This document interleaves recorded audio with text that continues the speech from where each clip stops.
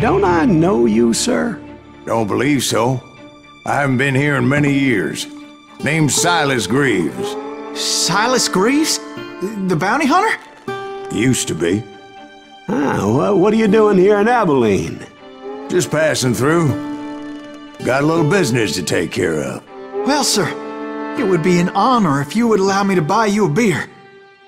Hell, son, it would be my honor to drink it. I'm Molly. Howdy. I'm Dwight.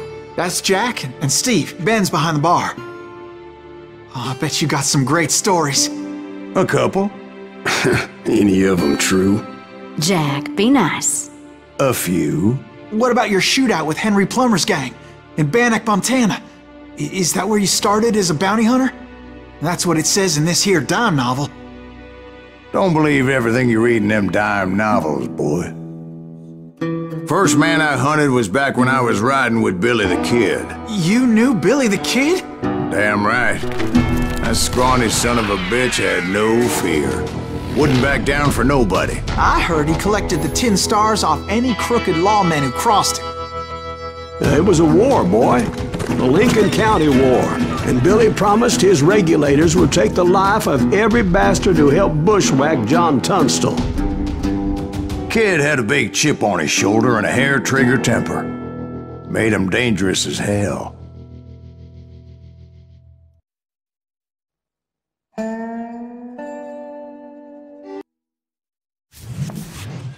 It was about 30 years ago. Billy was hiding out in an abandoned farm near Stinking Springs.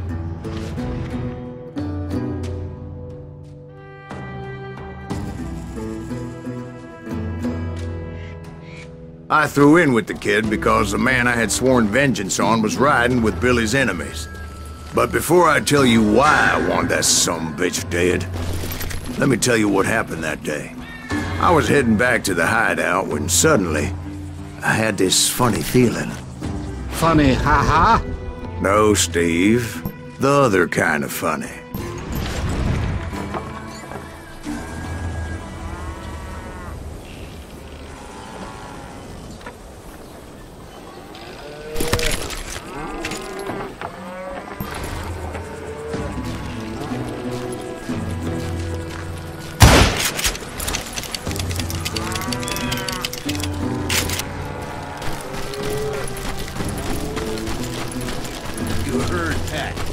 Stay here and keep an eye on the road. I knew those two morons would never let me through. I had no choice. What the hell? Shoot that sumbitch! Was it Pat Garrett's posse? Oh yeah. Coming from the rear! I heard the shots and I knew I had to move fast. Garrett and his army of deputies had surrounded the entire homestead. I decided to help Billy and the boys out a bit. So that's just what I did. As the governor of New Mexico was paying for the kid's apprehension, Garrett was able to hire every gun hand in Lincoln County. I knew that going through that front door meant putting my butt in a shooting gallery, so I decided to get sneaky.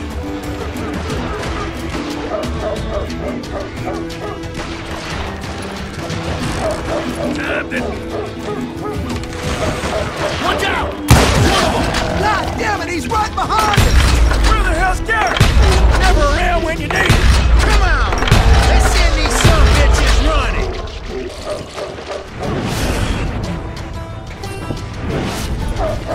Garrett's men were running around like a bunch of chickens with their heads cut off. Still, one of them reached the water tower. Not a bad idea. It would be a turkey shoot from up there. Luckily, these shooters Garrett hired weren't the sharpest tools in the shed. A lot of them were saddle tramps, sod busters, or drunken drifters looking to make a few bucks.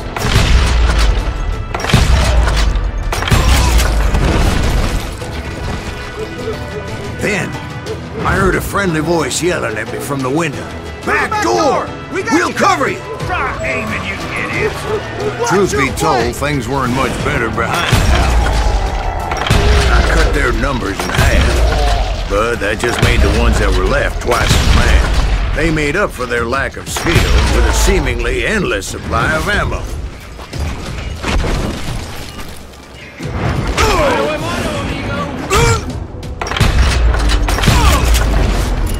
It was a bit of a slog, but I finally fought my way around the back of the house. And like that, I was inside, none the worse for wear.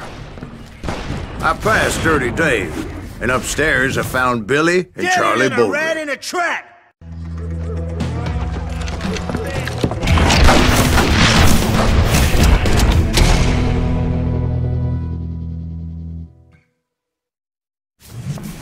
Billy looked at me and said, "About time, amigo! Grab a gun and get to the window!" Wait, so you were friends with Billy the Kid? Yeah, sort of. Where'd he come from? Anyway, we were surrounded by dozens of deputized shooters who wanted to do us harm.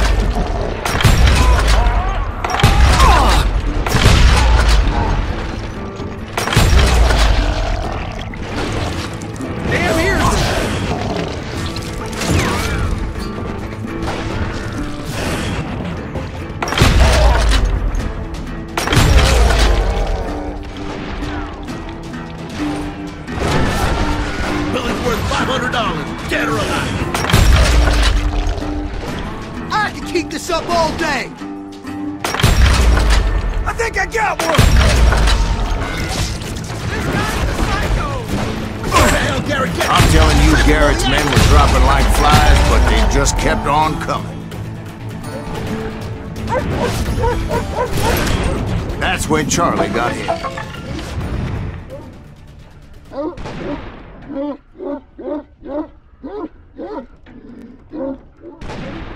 "They're catching us in a crossfire!" shouted Billy. "Get to the other side!"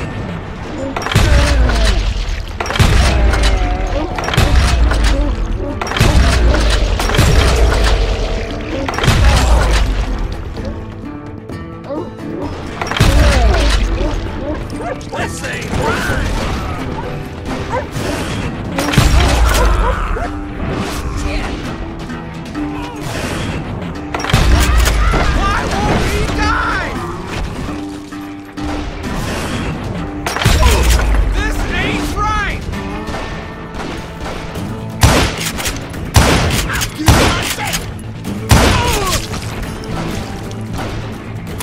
I don't know how many of those cocksuckers I personally put down, but it was pretty clear, even to Billy, that maybe discretion was the better part of valor. What's that mean? It means that it was time to cut and run. "They got a Gatling!" Billy shouted. "Get the horses and bring them round back. I'll draw their attention." He directed that order at me, and I thought, why the hell do I have to do Run for it! Those poor sons of bitches are done for! Many would have fled in my place. But I had that false sense of invincibility that many young men have. Like Jack here. What are you saying, old man? Jack, he's just joshing with you now. Yeah, he better be. Mr. Greaves, please continue. Please, call me Silas, ma'am. Now, where was I? You were heading for the barn. Making my way past the castle of fallen foes.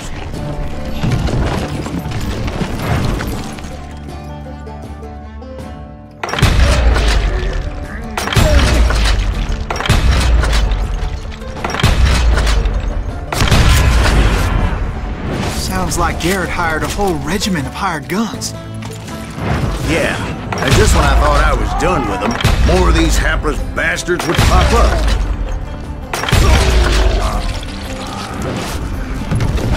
Finally, I had the stables within my reach. And that's when I met Sheriff Pat Garrett. I read that you went toe-to-toe with him, sir. That backstabbing bastard with that tacked-on tin star.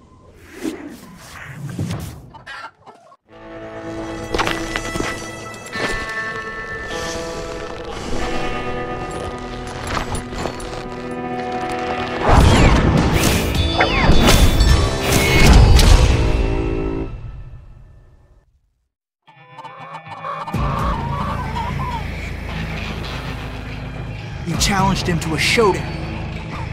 You read that in a dime novel? It said he showed no fear as he took your measure with eyes like a rattlesnake.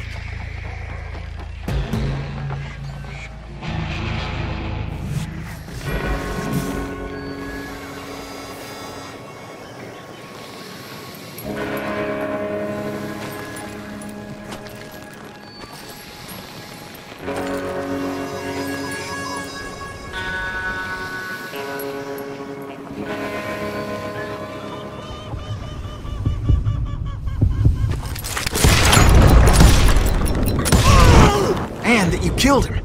In a fair fight. Is that what that penny dreadful said? No, boy. That ain't what I meant when I said I met Pat Garrett. So let me start again. I finally reached those damn stables.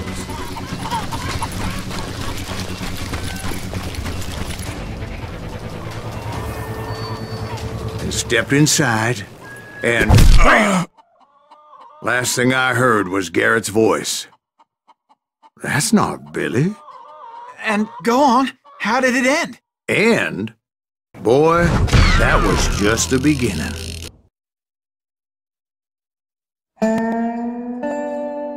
So what happened? Did Garrett arrest you?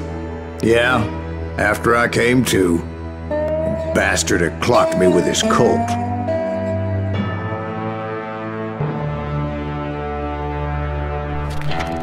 And the kid surrendered? When he realized there was no getting out of there alive. So they locked you up in Lincoln? Indeed they did. Sentenced me to hang right along with the kid.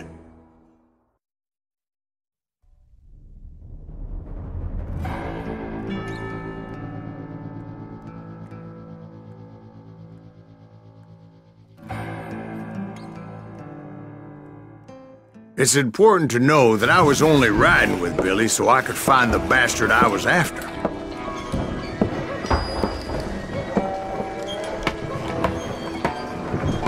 He was with John Kinney's gang, and they were sworn enemies of Billy's regulators.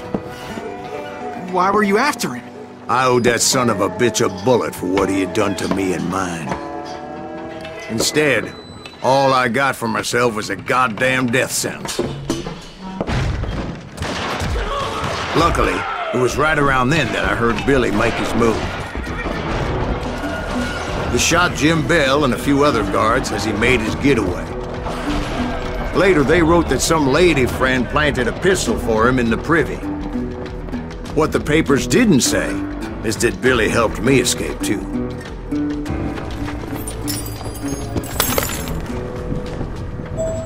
My first order of business was finding a firearm. Luckily, I located Deputy Bob Ollinger's mean-ass shotgun.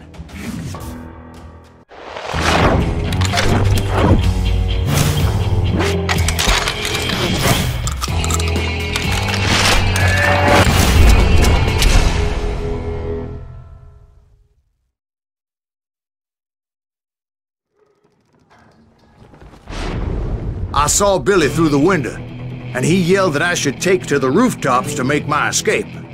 So I did. Anybody see Billy? Hell yeah. That scatter gun was like a double-barreled howitzer. It could blow a man clear off his feet.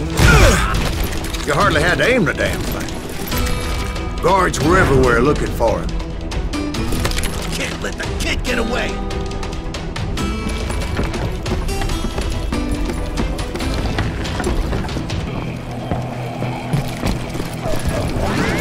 To jump from roof to roof like a damn alley cat. I followed the planks where I could, but some of that wood was slippery as hell. The whole town was up in arms. And suddenly, I was a fugitive. How the hell did the kid escape? Kick our ass!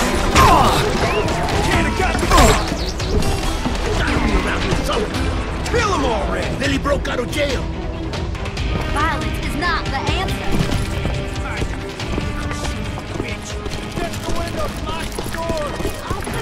So that bastard you were after, what did he do? He did me and my family a grievous harm. But I knew if I was ever going to find him, I would need to get my ever-loving ass out of there. I tried to be stealthy and sneak my way past. This town doesn't have a moment's peace.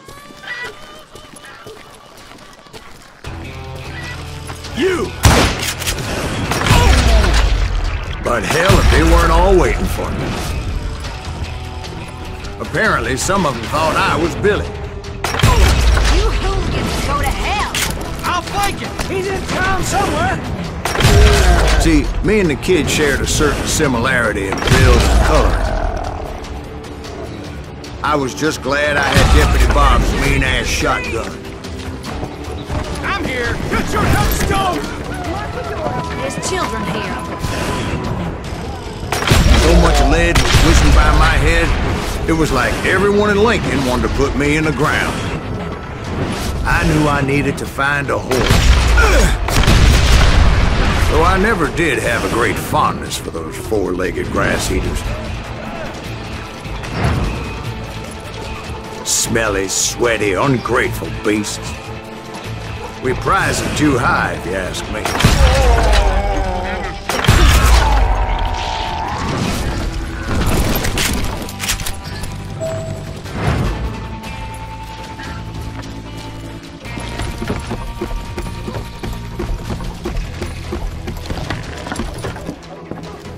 Damn town's going to hell in a handbasket!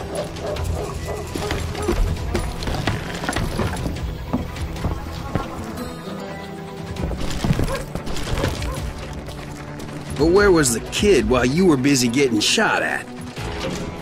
Gone. And that's when it occurred to me why Billy set me free.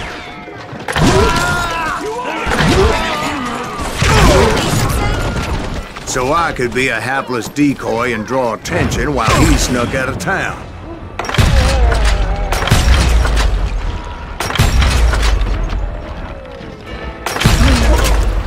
I knew if I made it out of there in one piece, no one would put a price on my head. Because everybody in Lincoln would be dead? No, because they all thought I was Billy, and all that blame would fall on him. Meanwhile, Deputy Bob Ollinger was organizing a posse to put me down. He was already a mean son of a bitch, but he was doubly pissed that I stole his mean-ass shotgun. Leave him to me! Get the women off the street! Arm yourselves! How the hell did he get away?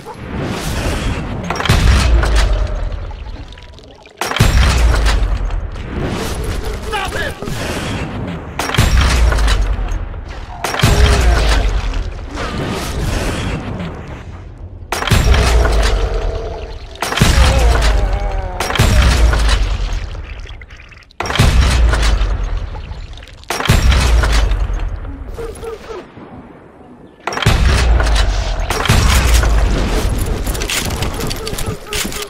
Let's do this!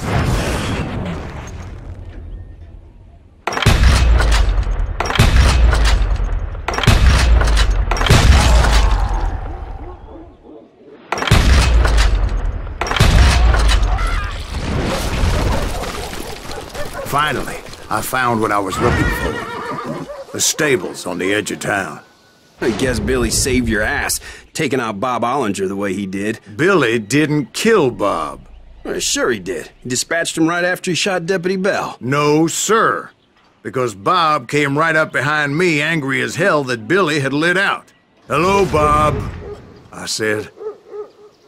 "I think you better let me go." And he says, "I don't think so, boy. Not with my shotgun." So we stood there in the middle of the street, eyeball to eyeball. He intended to kill me, and I knew I had no choice but to defend myself.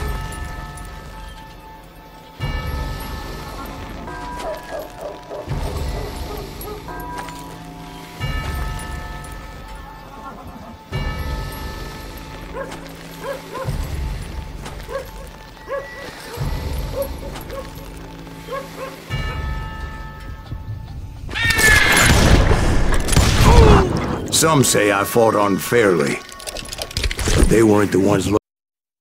So where'd you go after Lincoln? Mexico. Until I realized nobody was looking for me. I ended up taking a job at the Rurales. The Mexican Rurales? I was hired to help them track down the cowboys. The most vicious outlaw gang in Cochise County? Curly Bill Brocious? Johnny Ringo? Led by old man Clanton himself. They must have paid you a pretty penny to take them hombres on. Not really. But truth be told, I had my own reasons for going after those boys.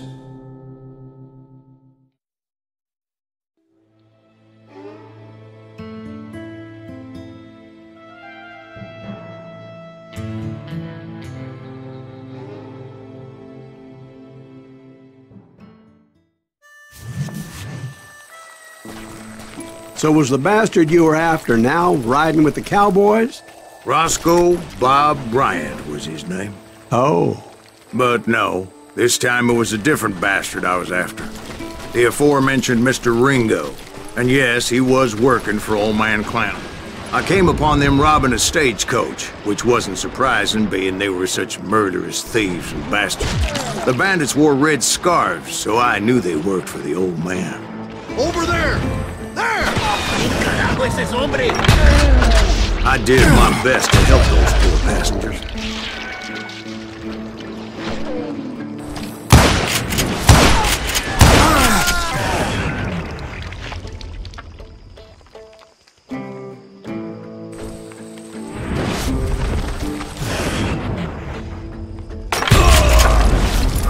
Moments later, the attackers were dead. I checked the stagecoach to see how many passengers were still breathing. None. It was then I wondered if the rocks weren't hiding more bandits. Was that all of them? Or did I just hit the rear guard? I quickly got my answer. They attacked from on high like Apaches often do.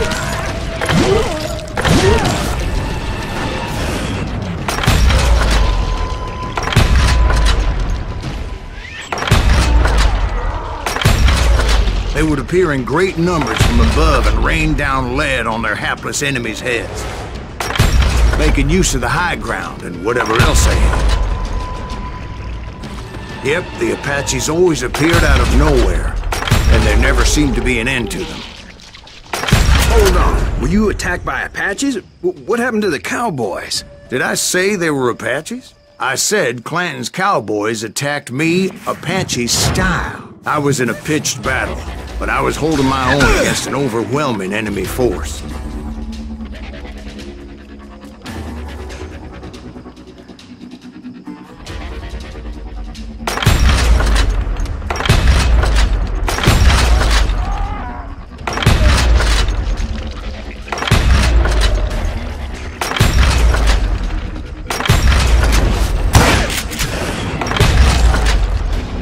See, at the time, I was still pretty green, but often blunder into regrettable situations. But I just kept shooting at anything I could see up in those damn rocks. I didn't see Ringo, but I knew he was with the cowboys. He and Roscoe Bob had done me a dreadful wrong, and I was determined to have my revenge. But to get to Ringo, I knew I'd have to fight my way past these other assholes first.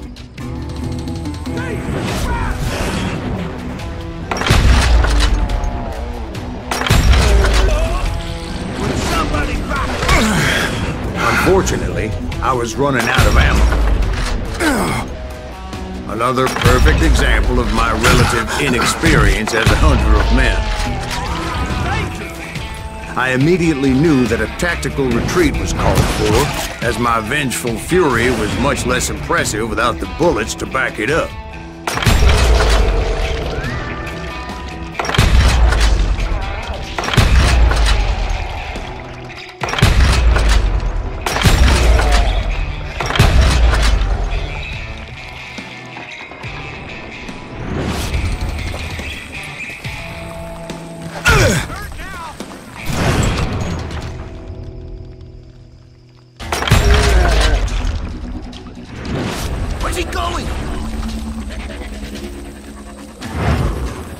Finally, they managed to corner me. Trapped as I was, the odds of my survival seemed pretty slim.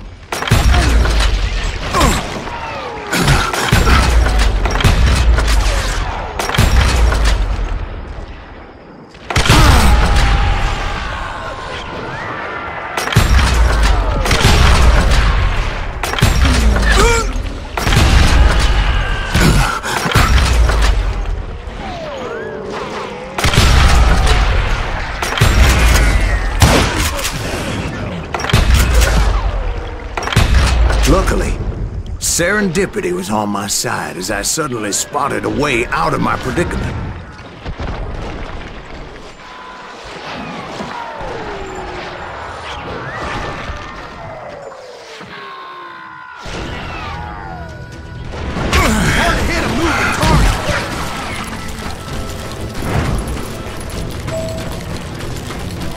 I ran ahead as if the devil himself was after me.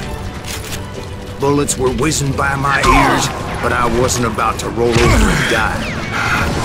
I just kept running like there was no tomorrow. Because there wouldn't be if Clanton and his men caught up with me. As I was scurrying around those caves, I thought, what was I thinking? Going up against a gang like this? No one will ever fight you! I just kept running, not knowing where the hell I was going. And that's when something miraculous happened. Like manna from heaven, I found the desiccated remains of what looked like an Apache warrior. The old weapon next to him supplied me with some much-needed ammunition.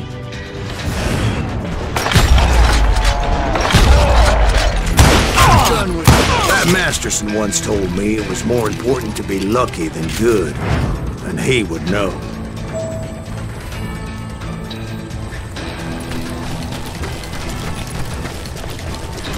And imagine my surprise when I found a fistful of dynamite to go along with that ammo. That stroke of good fortune evened the odds and bolstered my confidence. It was time to turn the tables. Time for the prey to become a predator. Time for the hunted to become the hunter. Time. All right, Jesus, we get it. They were right where you wanted them. That's right, Jack.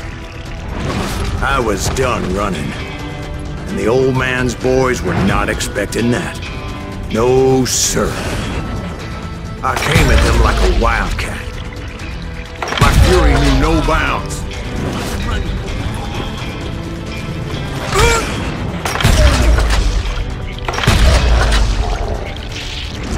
It was finally time for that old man to pay for his sins.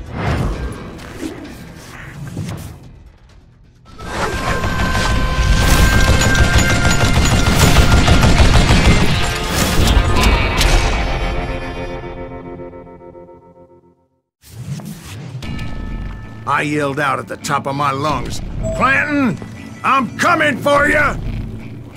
A little stealth might have made more sense, to be perfectly honest. Because that old fool had a Gatling gun and enough bullets to last him till kingdom come. But I knew I could not let that deter me. Not if I was to find and kill Ringo. I needed to get that old man off that gun.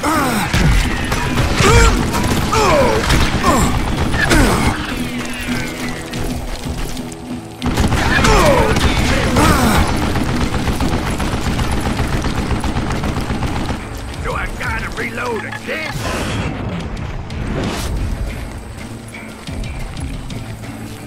Why are you so afraid to face me, huh?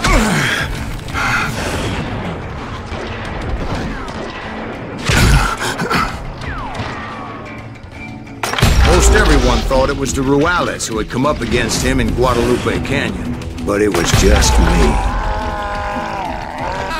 Apparently, one of the cowboys made it out of there alive, and told Ike and Billy Clanton that it wasn't a Mexican who took their father's life that day.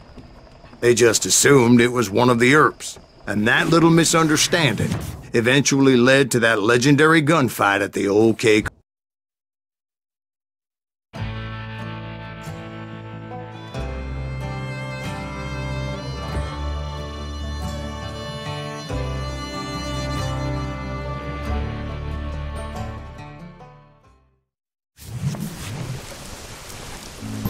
A few weeks after that dust-up at the OK Corral, I was still after Johnny Ringo. I had tracked him and the cowboys to their hideout at a sawmill, and they were loaded for bear.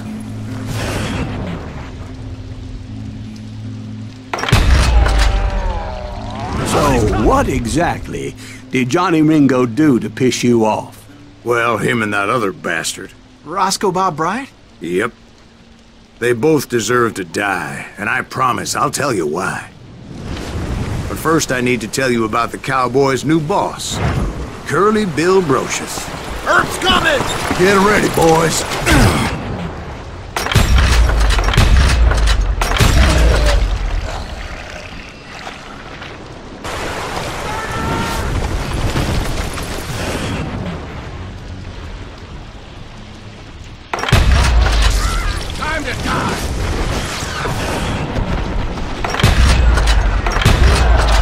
Bill took charge of the cowboys upon the old man's demise. And after that gunfight at the OK Corral, the Clantons wanted revenge. So they murdered Morgan Earp and grievously wounded his older brother, Virgil.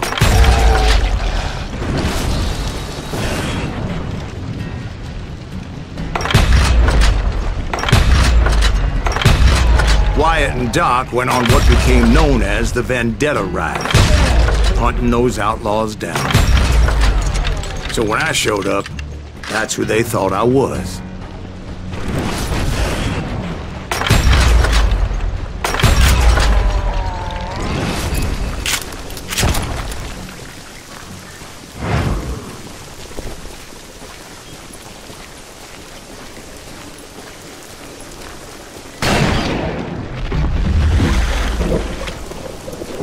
There were killers around every corner, all wearing red bandanas. But I wasn't about to let Ringo walk away unscathed. And that's what drove me forward. They say that Ringo was infernally fast. I hardly saw anyone faster, boy. Certainly not Wyatt Earp. That man was all hat and no cap.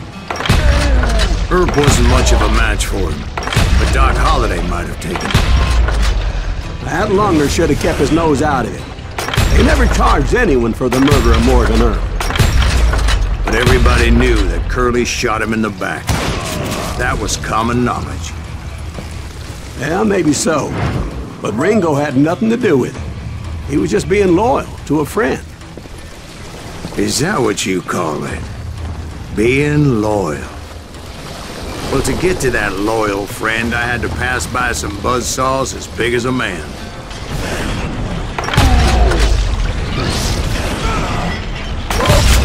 Excuse me, sir. I have a question. What's that, Dwight? After old man Clanton died, why didn't his son take over the cowboys?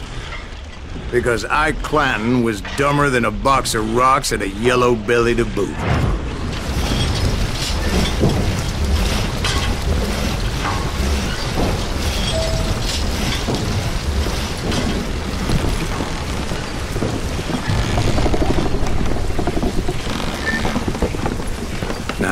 Where was I? Taking down the entire cowboy gang single-handed. Indeed I was, Jack.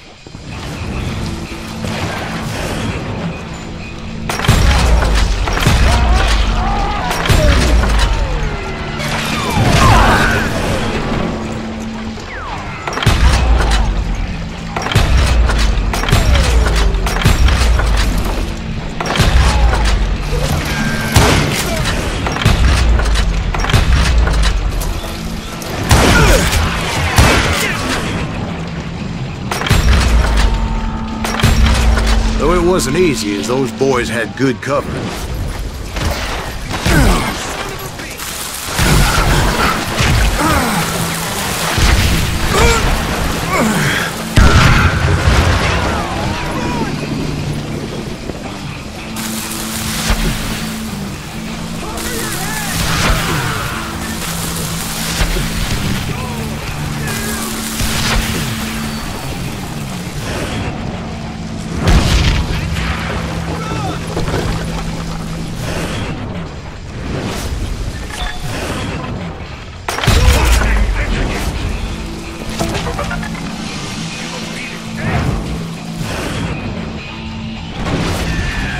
The kill.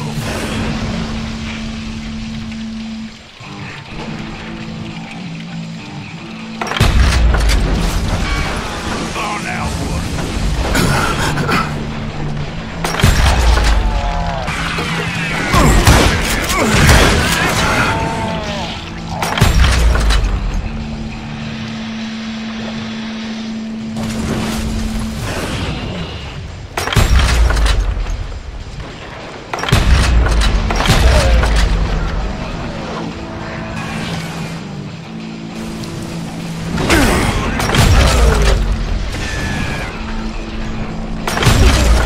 Carts everywhere, piles of lumber, and God knows what else for people to hide behind.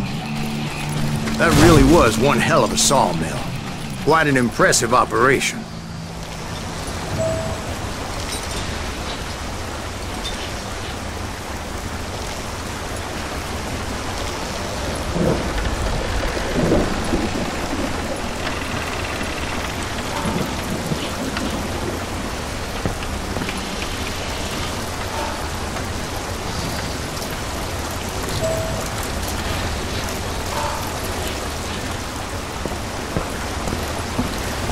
So where was Curly Bill? Did you see him?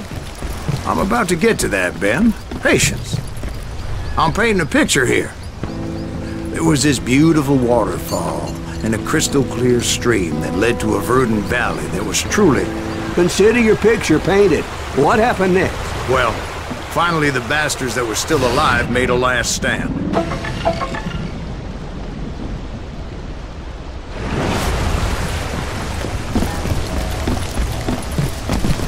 Curly Bill, Johnny Ringo, and his compadres took off into the lumber yard, and I followed after.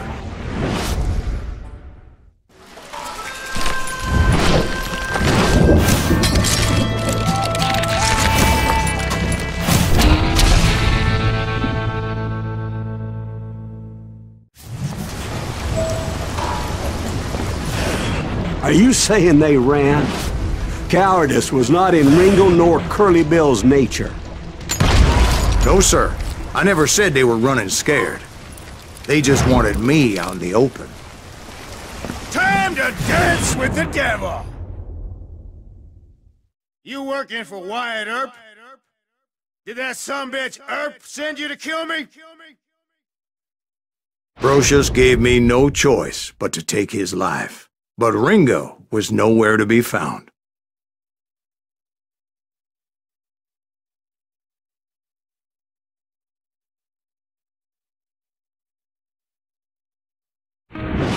I knew you didn't kill Ringo, because he was found dead in a different location altogether. To this day, his killer is still unknown. Indeed. Took me a few months before I finally tracked his ass to West Turkey Creek Canyon.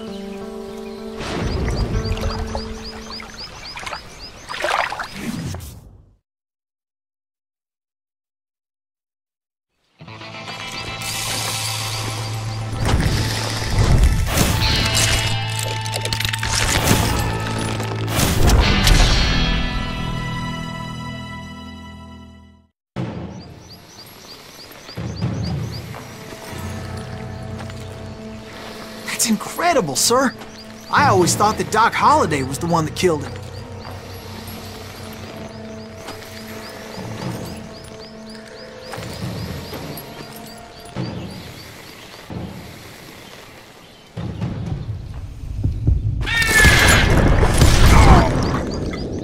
Sorry I had to ruin the legend for you, boy.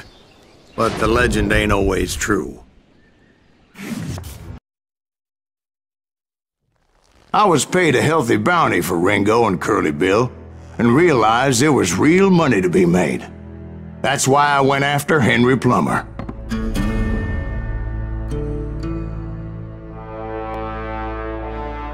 Now, wasn't he the sheriff who augmented his income by shaking down miners and robbing gold shipments? That's the one.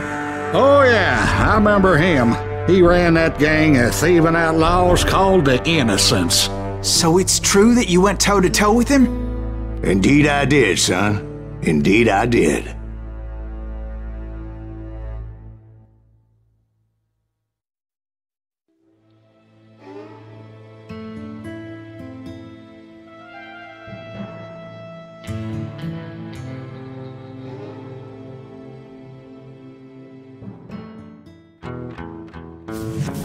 I knew I needed resources if I was going to track down Roscoe Bob Bryant, and hunting Plummer looked like a good way to get rich quick. As the local vigilantes exposed him as the leader of the bandits, and put a generous price on his head. Plummer rallied his gang to plunder one last gold mine before making their escape, and that's where I thought I'd find him.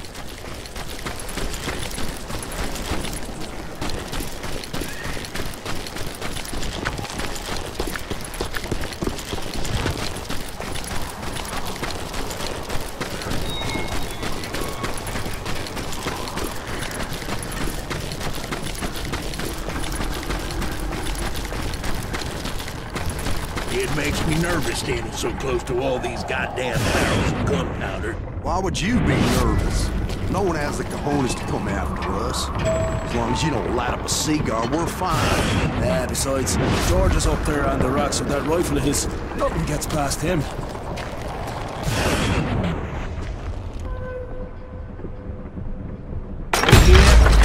the hell is that then? Don't let him get a shot on! As my late father pointed out to me more than once, God made men, but Samuel Colt made them equal.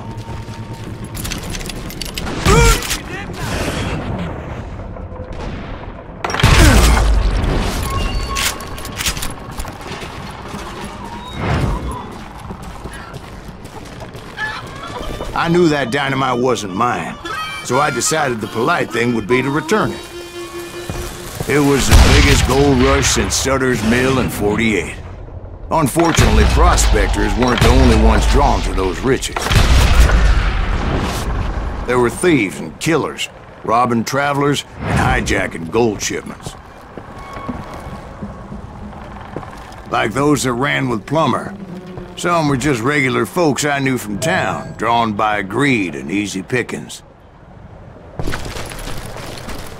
Charlie Crow, the blacksmith. James, who worked in the stable. Sam and Jeremiah Barber, the butcher's sons. Ordinary citizens who lived a double life. Stealing and thieving, murdering their neighbors. Plummer had a lot of men on his payroll. A hell of a lot. That son of a bitch pretended to protect the public with one hand while stealing them blind with the other.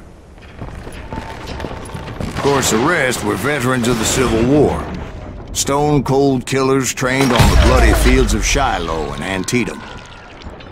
He set up a defensive perimeter which I had no idea how to breach. Dangerous, desperate individual. I was outnumbered and in way over my head, but I was too damn stubborn and stupid to realize it. They must have thought I was tough. I thought I was some kind of hero. I finally made it past and headed on to meet my destiny. But first, I had something I needed to figure out.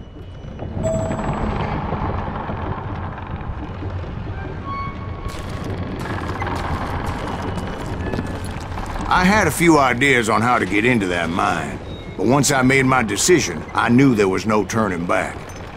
So my first thought was to enter the nearest mine portal. I saw an entrance. Made sense. It was the quickest way in, but that also made it more dangerous, as there would undoubtedly be enemy pickets posted along the way.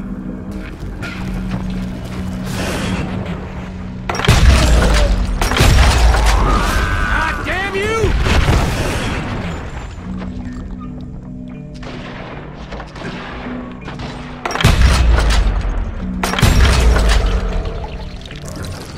Come out, you yellow bastard!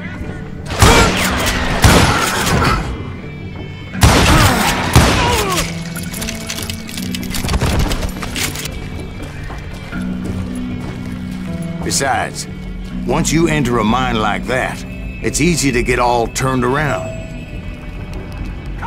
And that confusing maze of corridors wouldn't even be the worst of it.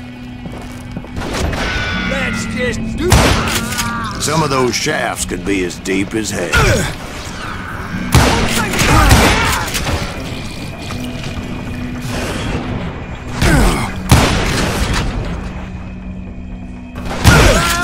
A single stumble or misstep can easily end in a deadly plunge to oblivion. Hey, I'll flank him!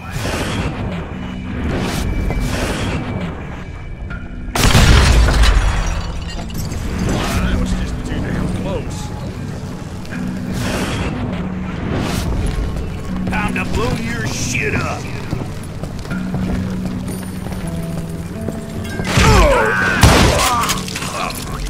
Quick reflexes often make up for a lack of common sense. Luckily, I was never one to be easily bushwhacked. I would just need to be careful not to blow myself to kingdom come.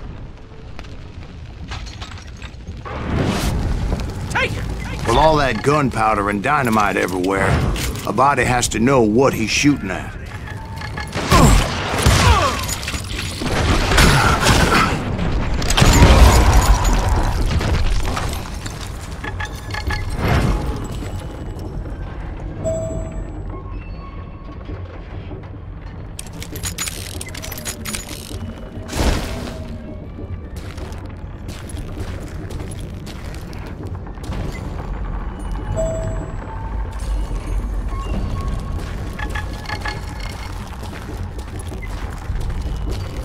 One wrong bullet could have turned that mine into a dad-blasted tube.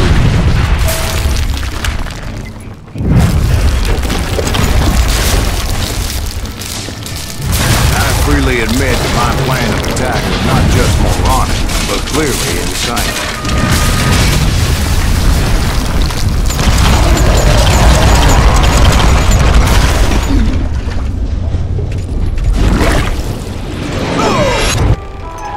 It's a good thing that I abandoned that ridiculous plan before I even tried it.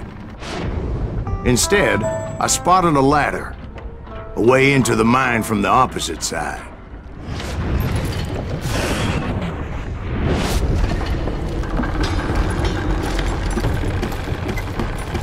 It was a long way around, but that approach seemed more sensible at the time.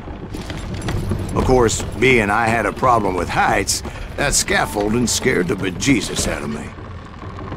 Climbing down that ladder required some caution. Because even though I had a younger man's reflexes, no man can dodge a damn bullet while climbing down a rickety ladder. I needed to make a leap of faith. I was determined not to give up, however. As Sheriff Plummer seemed quite the despicable character.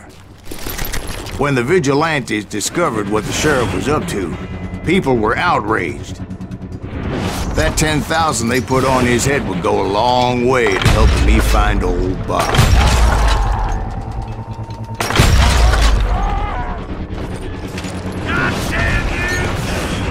And I had made it my mission to settle that score come hell or high water.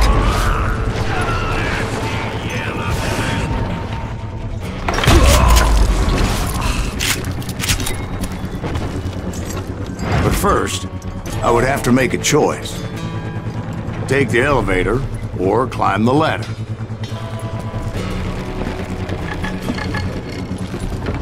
Take the elevator or climb the ladder.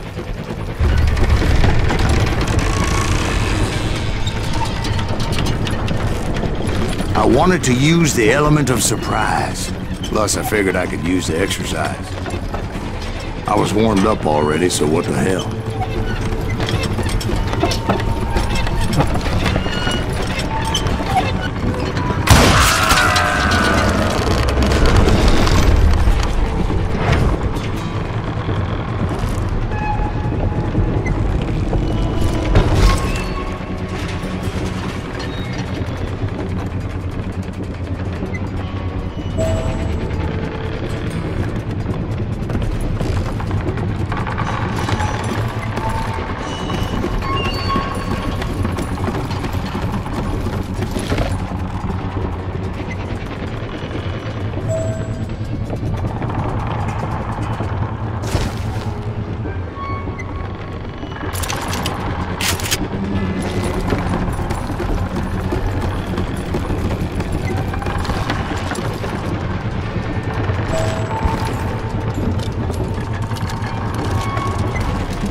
Plummer was a mad dog killer, and the people of Nevada City deserved better. Nevada City? Well, I thought Plummer met his maker in Bannock, Montana. Right, well, he was the sheriff of both places at one time or another, but that's neither here nor there. The point was, taking him down would save a lot of lives, including my own.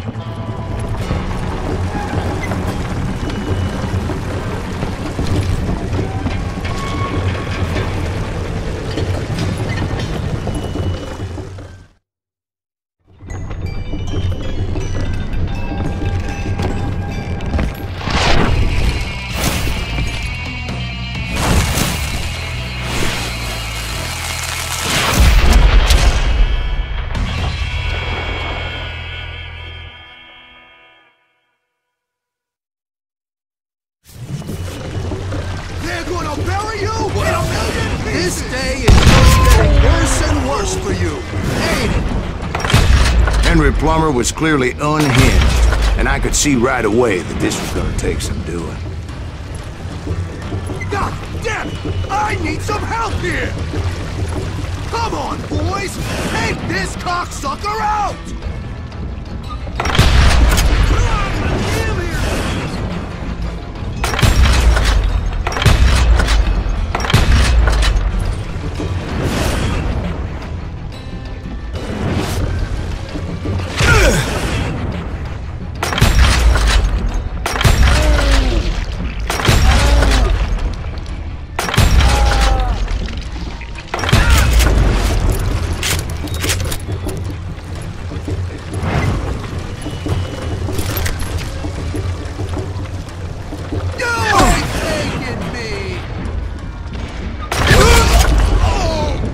that's how Henry Plummer died. Him and his crew were worth their weight in gold. So, did you finally go after that Bob feller? Well, I heard word he was in Kansas with John Wesley Hardin. So that's where I went. Where in Kansas? Abilene. Why do you ask, Ben? No reason. Was Hardin as fast as Ringo? Ringo was fast, but John Wesley was as fast as the devil himself.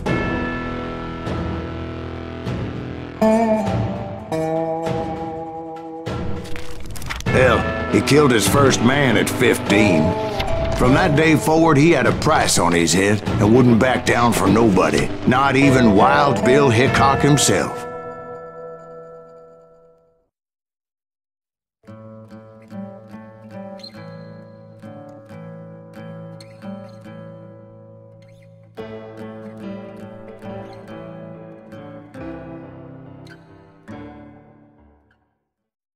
I dodged death many a time, and that night in Abilene was no different.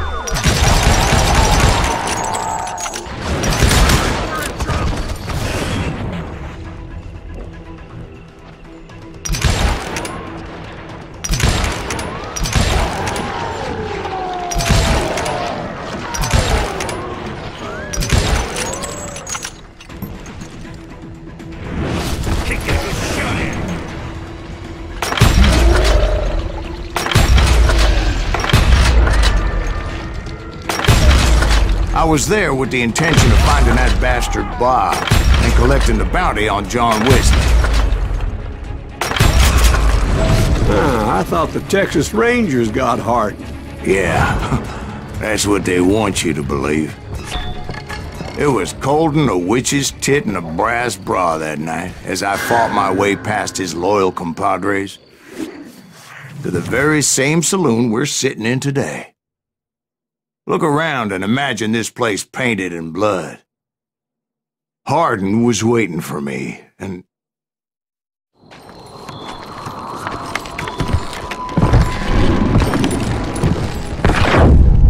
Wait, I'm jumping the gun here. Let me back up and give you some background on this sumbitch. He deserves that much. Don't you think so, Ben? John Wesley Hardin was a killer. By the end, he confessed to taking the lives of 42 men. Fathers and husbands, brothers and sons, men with families who cared about them. He was a bona fide folk hero by then, and had amassed a gang of armed miscreants and other assorted thugs. He and his men set up camp outside of town, and I was hoping Bob was among them. God damn it! Shoot that son of a bitch! They didn't ask why I was there. They knew, as most of them were wanted as well. I figured Hardin was here somewhere, but to get to him, I'd have to get past his gun hands. I had to spill a lot of blood to find out Hardin wasn't in that camp. He was carousing in town with his closest friends. Hardin's boys apparently didn't want me to reach the bull's head. Some were hightailing it into town to inform their jefe of my unwelcomed presence.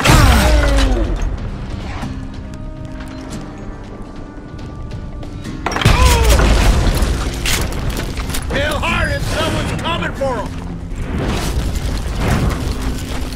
Stop that son bitch! Let the boys know we got another load. I wondered if Bob was among them.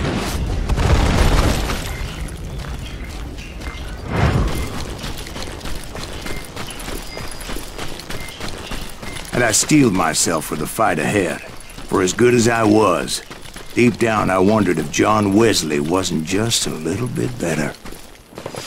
Before I could test my mettle against Hardin, however, I would first need to dispatch his cadre of hired killers. Most of these degenerates were beyond redemption, but John Wesley might have been a different story.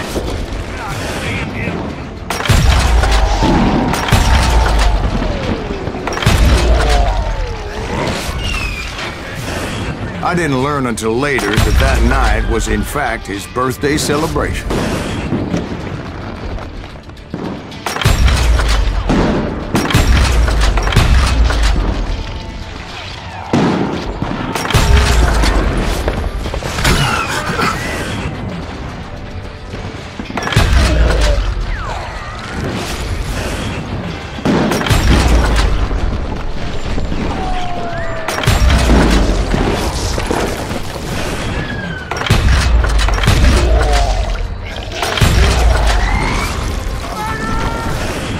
I think I already mentioned that I found Hardin in this very saloon.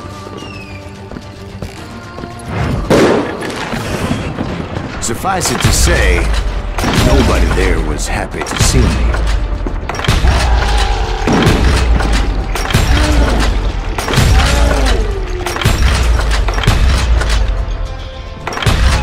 In fact, I felt a certain hostility. I can't believe you keep missing.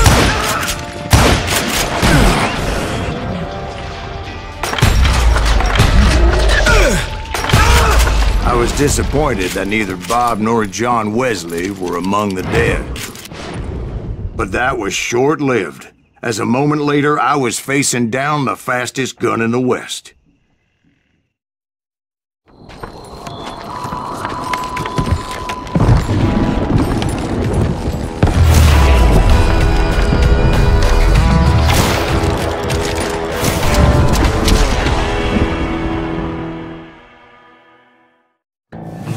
I felt a bolt of adrenaline, or maybe that was fear. He was well known for his tricks, and I knew I'd need my own if I was ever to defeat him.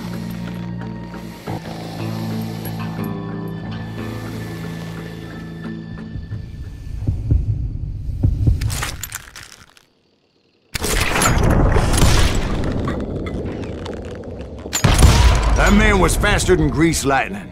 But being inebriated as he was, he didn't count his shots. And now, he was at my mercy. So he didn't die? No, I sent him to prison. Years later, after he was free, some restless avenger took his life. Shot him.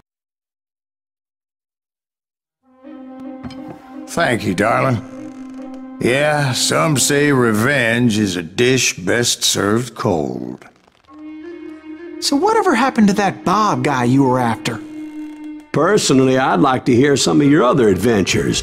Like, I don't know, did you ever go toe-to-toe with a red man?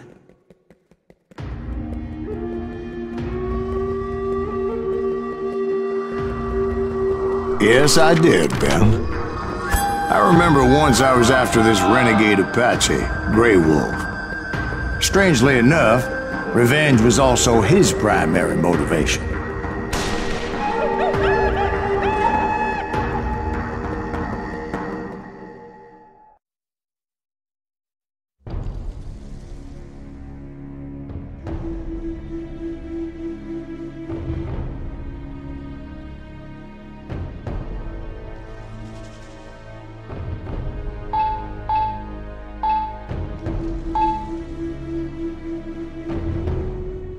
A bounty was put on Grey Wolf's head, and that's how I came to hunt him in the mountains. Mountains so high they tickled the nether regions of heaven.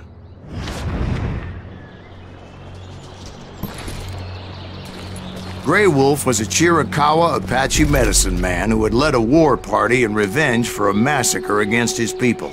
The U.S. Army had attacked his tribe during his daughter's sacred sunrise ceremony, and the slaughter was unspeakable.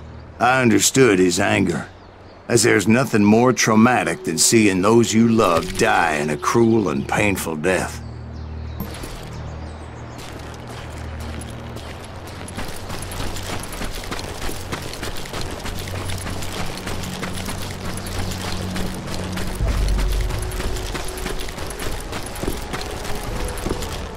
Right from the beginning, I couldn't shake the feeling that Grey Wolf was watching my every move.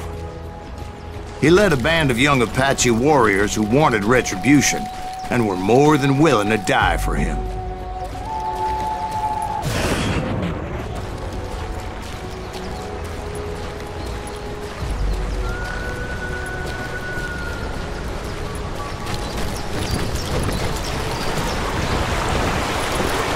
They saw me before I saw them.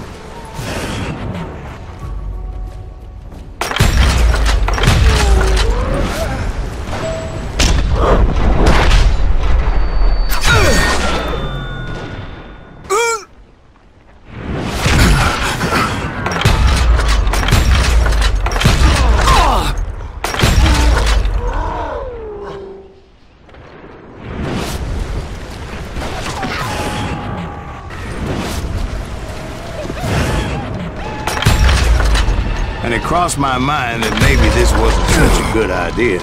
But now that the shooting had started, there was no backing down.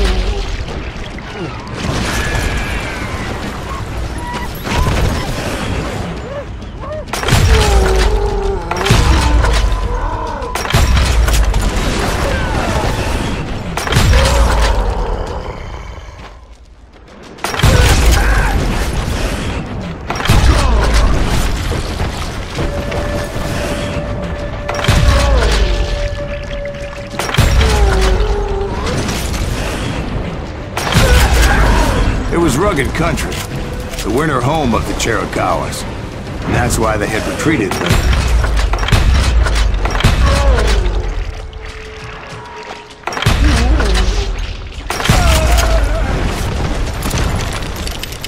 I admit to having some regrets about going after them the way I did, but then again, I got a lot of those.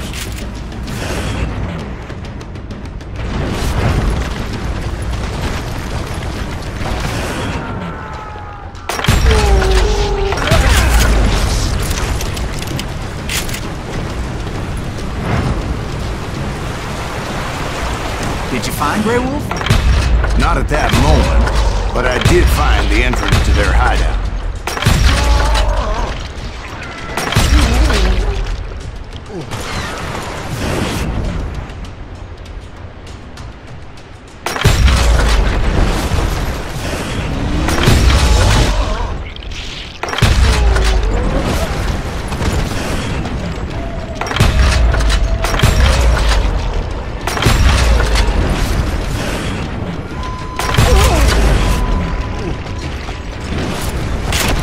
Deep crevice that led to a deeper cave.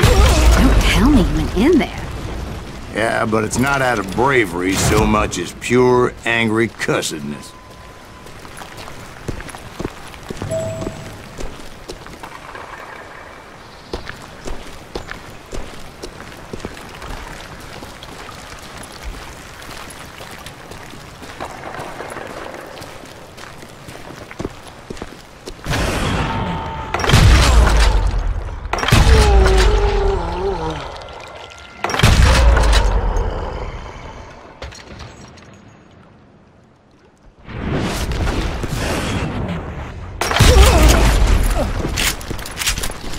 See, back then, I had a stubborn streak a mile wide, and I wasn't about to back down.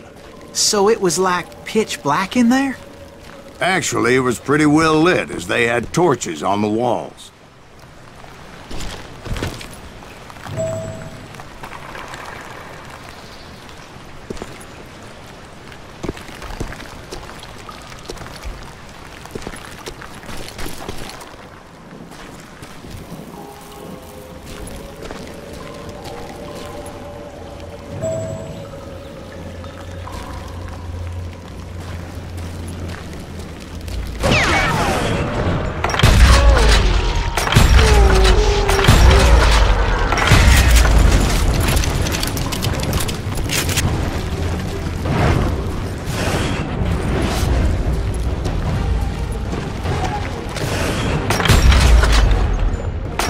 Was his cave? Big as hell, Ben. Chiricahua had hid out there during the Indian Wars.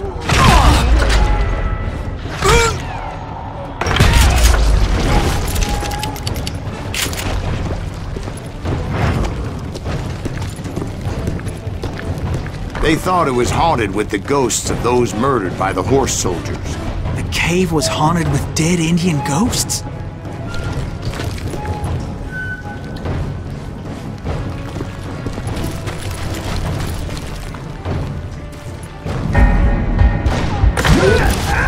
To To be honest, I was more concerned with the live ones than the dead ones.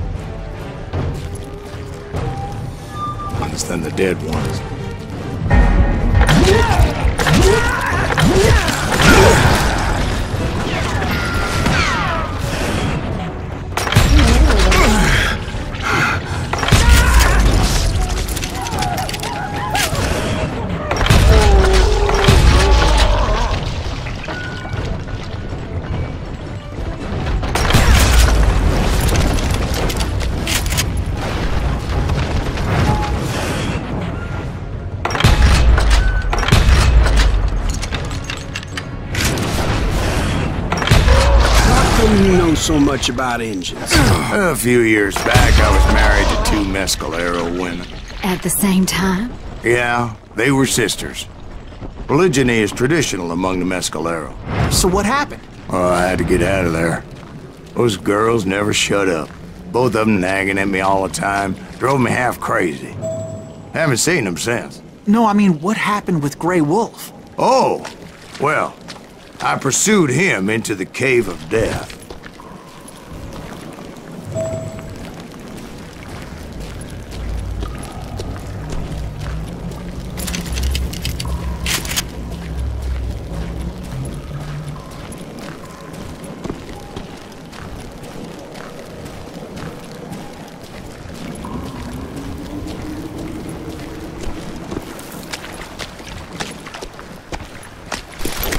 I came upon this flooded grotto, and that's when I saw him.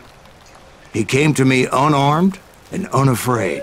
His voice echoed in the shadows, and I sensed he meant me no harm. You carry great darkness in your heart, and if you do not release it, it will claim your soul. The sound of his voice put some kind of ancient Indian spell on me.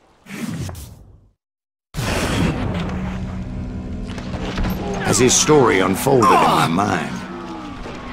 You will come to this place again and kill many more men, and the darkness will grow until it consumes everything that you are.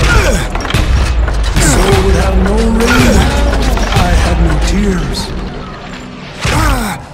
He said I was a great warrior, a coyote man, unequaled by any other pale-faced warrior, or something like that. The snakes will bite shadows of your past until a venom poisons your heart, and an echo of the song of the dead summons the spirits deep from within the mountains. I didn't quite get what he was saying, but there was definitely snakes. And indeed, his warriors surrounded me and attacked me like hungry wolverines. They couldn't stop me, though, and Grey Wolf wasn't in the mood for idle talk.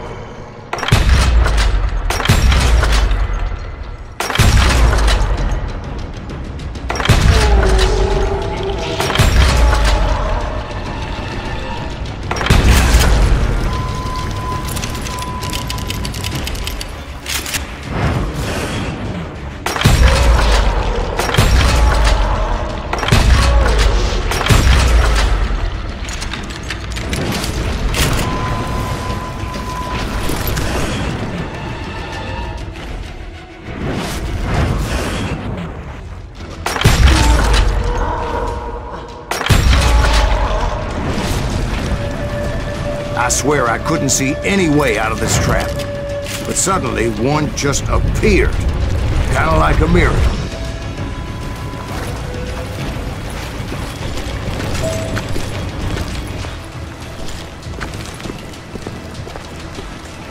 I felt like I would be lost in that damn cave forever.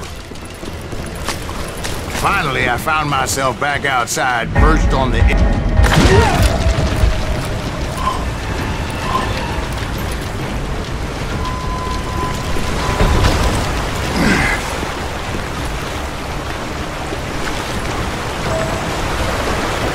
I chased after him, determined to make him explain the meaning of all that mumbo-jumbo. Mumbo-jumbo is right. Are you making this all up as you go? A few details may be fuzzy, brother, but I am relating exactly what happened to me. There were dozens of Apache warriors aiming at me from on high. Dozens? Well, maybe not dozens, but there was a lot of them. At least 3 or 4. Well, more than that, little lady.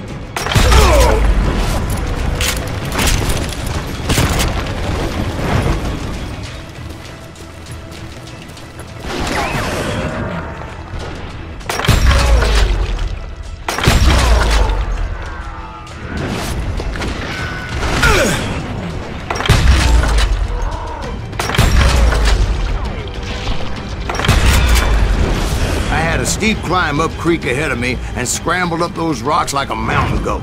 I was determined to locate Grey Wolf and find out exactly what the hell he was trying to tell me. And wouldn't you know it, that crafty son of a bitch led me right into a trap. What kind of trap? Well, son, there had to be at least 100 Apaches surrounding me. 100? God be my witness. Oh, come on. Who you kidding? Hey, I believe you. Come on, tell us how it ended. All right, but I'm not gonna drag this out. Where were we? You were surrounded by 100 Apache warriors. Well, I didn't take the time to count them exactly, but there were a lot of them.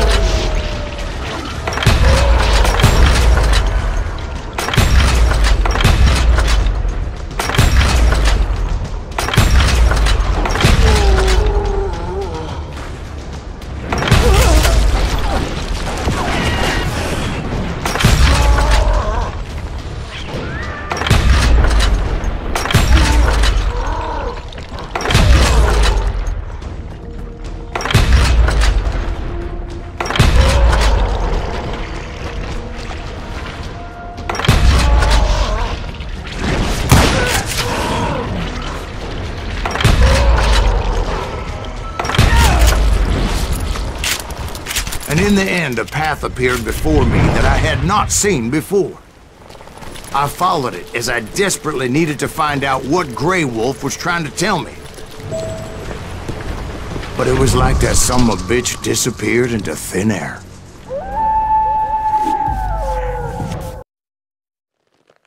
Thank you, darling. It's interesting how the truth can sometimes seem, might malleable, depending upon your point of view. Like how those dime novels make you out to be something you're not? Jack, don't be starting trouble. No, he's right. They do tend to exaggerate. Did they exaggerate your part in taking down the Daltons?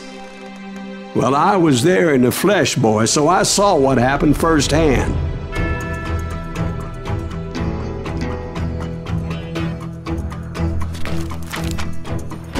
Those Daltons were lawmen once, before they all went bad, robbing banks and trains clear across the territory. Until Coffeeville, of course. I was one of the citizens who took up arms that day. Fighting on the side of right? I did my best, sir. We all did.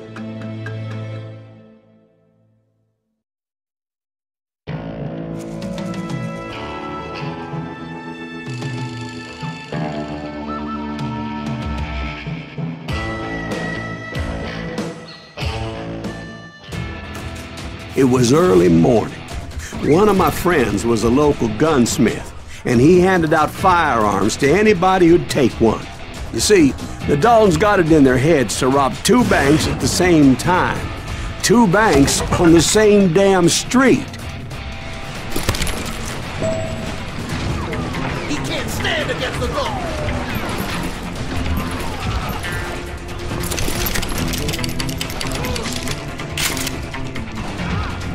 I'm gonna kill you story was Bob Dalton's girl was always writing him about how he had no ambition. Well, the locals recognized the Daltons right off. Before they could get away, half the town took up arms to defend their property. You hear me?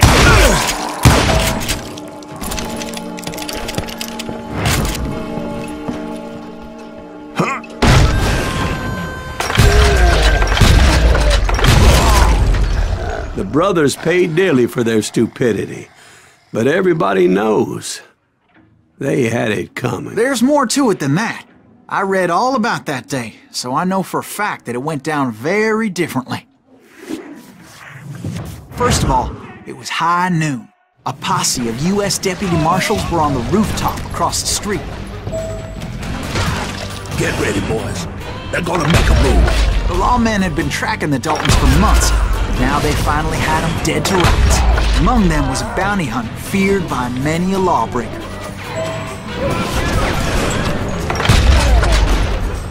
This man had no intention of letting the Daltons slip away. They met an adversary that day who had no fear and offered them no quarter. The marshals tried to get the Daltons to surrender. They'll give up eventually. We just gotta wait till some of the bitches out. But this bounty hunter knew that the brothers were far too proud to ever lay down their guns. So he went in there alone to confront those criminals. One of the marshals shouted, "Where are you going? Are you crazy?" Hey, where do you think you're going, dumbass? That rifle's mine. But he paid him no mind. He saw a way to get around to the back of the bank. Then he figured out how to hit the Daltons from a direction they weren't expecting.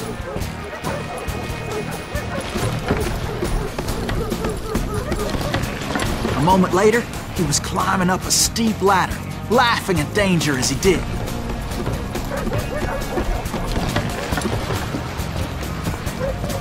It was brave men like him who risked their lives to tame this wild country.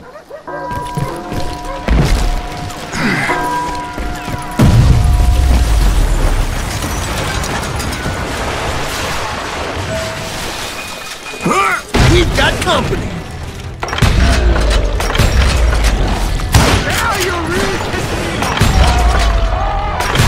Heroic men like him, who did what other men couldn't or wouldn't to make this country free. Like Jim Bowie and Davy Crockett, who died defending the Alamo.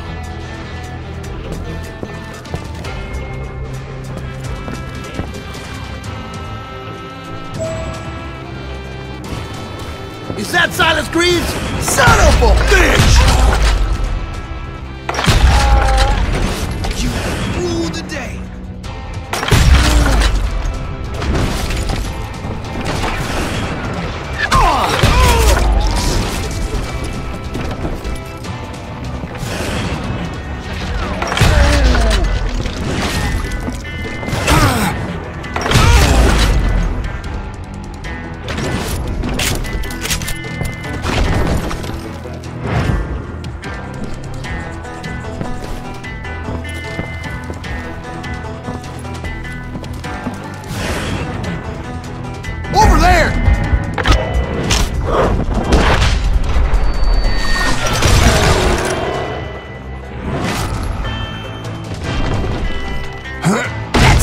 Greaves! What the hell? Blam! He came away victorious, taking down those thieving Daltons.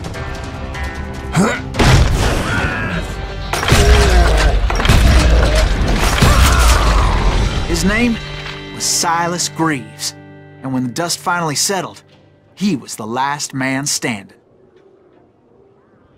Sorry, kid, but that just wasn't the way it happened. It was early evening, not high noon.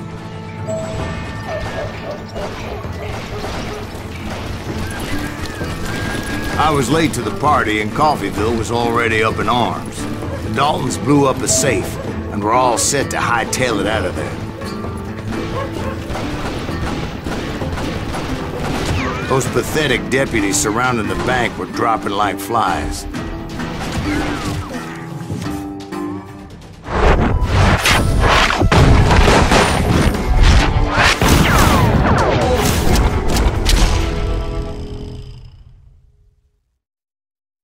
been tracking those jokers for months, waiting for them to do something reckless. And finally, they did. Those stupid bastards decided to rob 2 banks at the same time in the same town where everybody knew them. But they still had friends in Coffeyville.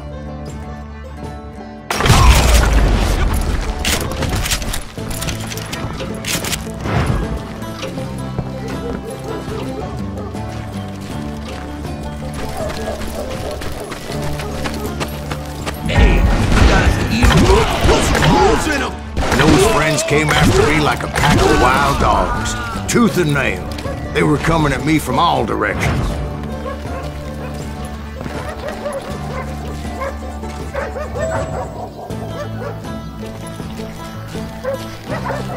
I caught sight of the Daltons running with the money and didn't want to lose them. Problem was, they knew the town better than I did.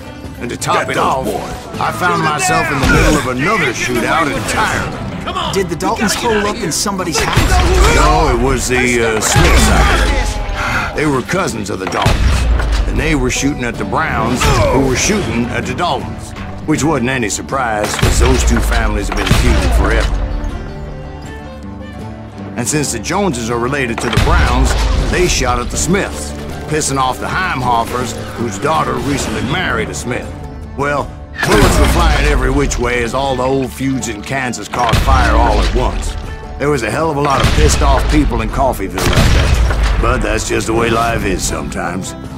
Shit happens.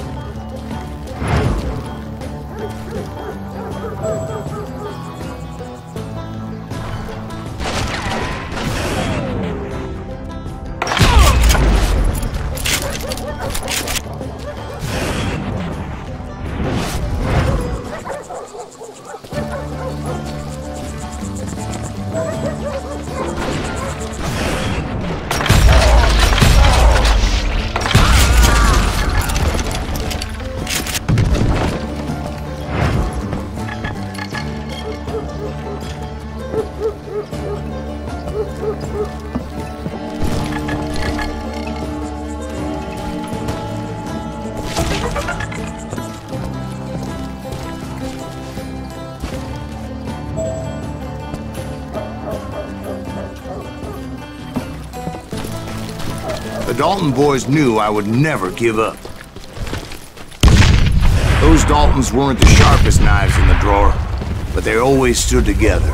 They set a trap to slow me down and allow at least 2 of them to escape. The 3rd brother stayed behind to plant me, just in case that trap of theirs didn't work.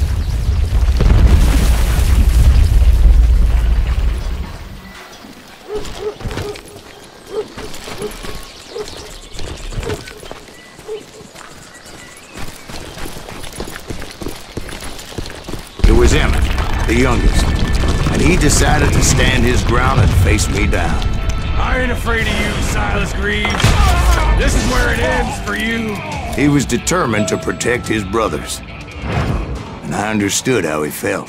Taking me on all by his lonesome wasn't exactly a recipe for a long life. But Emmett Dalton survived the robbery in Coffeyville. He's the only Dalton who did. They say he was shot 23 times. Well, Dwight, who do you think put all those damn holes in him?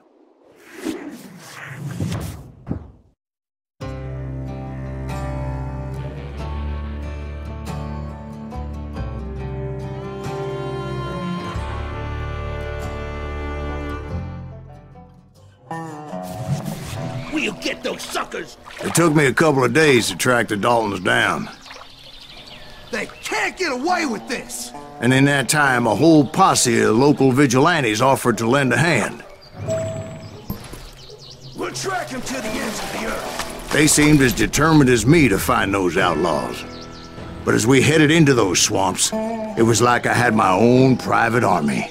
There was no way those boys were getting away this time.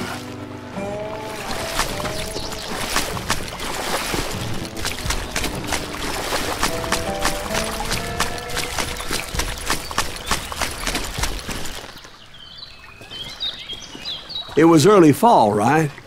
Beautiful time of year. At least you had the weather on your side. Not by my recollection. It was damp and foggy as hell. It was tough to stay on a true course, so we kept an eye out for landmarks.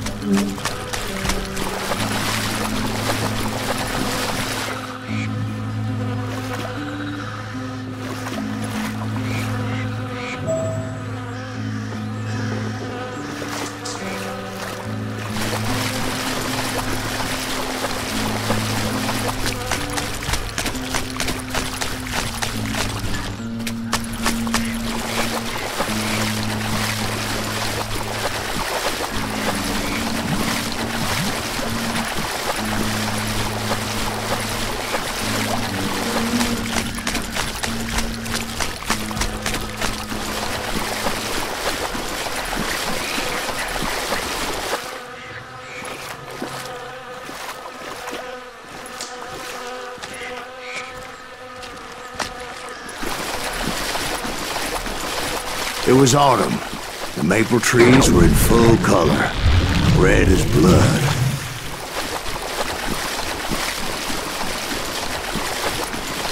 The rains that year were torrential, so the whole area was flooded. The vigilantes had spread out wide, and pretty soon I couldn't see anybody.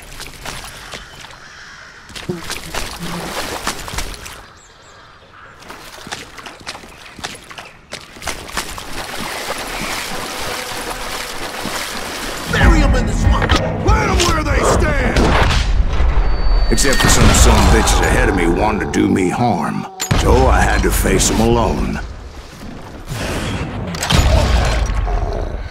I wondered why my compatriots didn't come running when they heard the shots.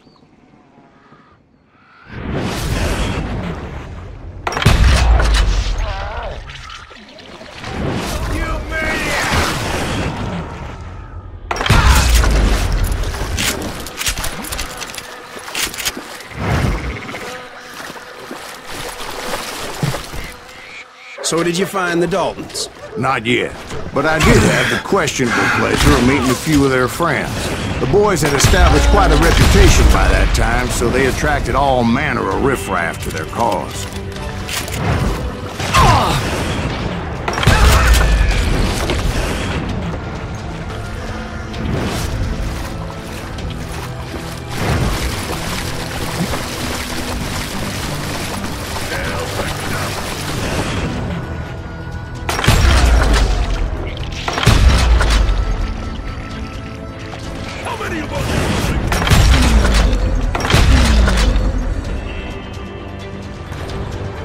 Point being, I was under serious attack.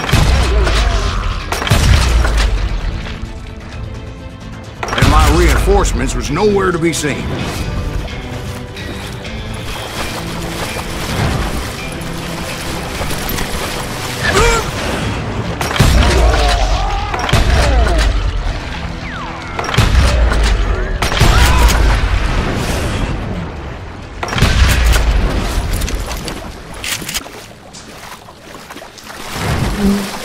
But luckily, a barn materialized as if right before my eyes. I scrambled up top to get a better view. But just ended up falling inside. So, how did you get out? The barn doors was open. About right then, I saw some suspicious characters running through the bushes. Of course, I followed them. But that goddamn swamp was like a goddamn maze, and pretty soon I had no goddamn idea where I was. Steve? So I just started walking, and pretty soon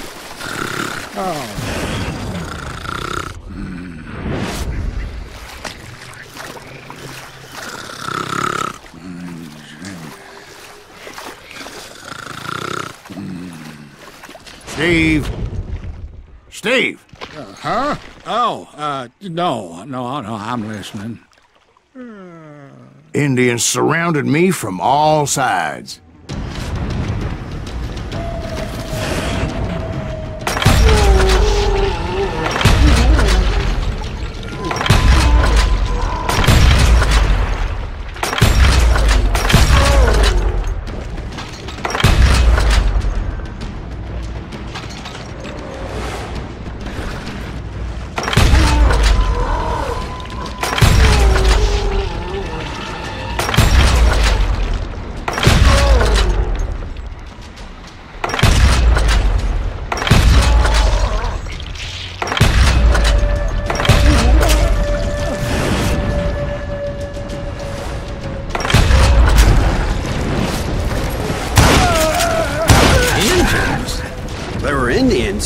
No.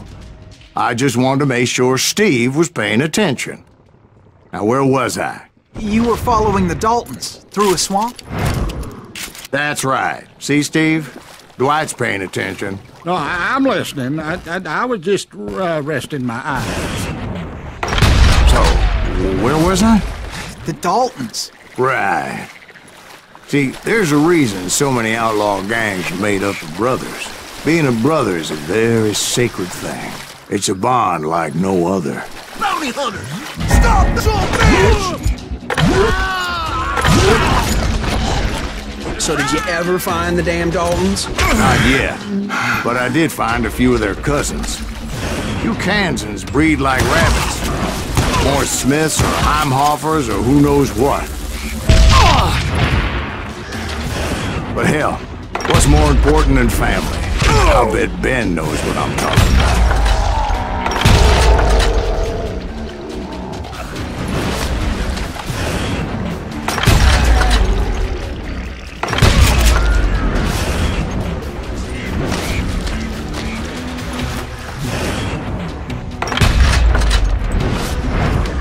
Somebody kill that son of a bitch!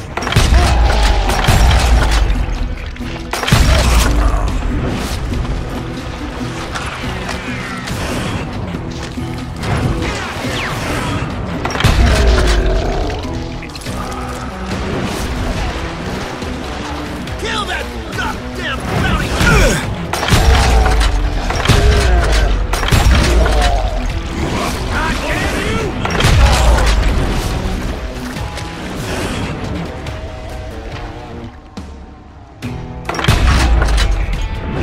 Can you shoot around corners?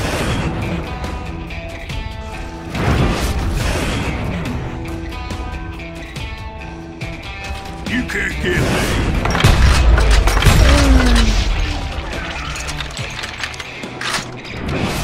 You come out and out.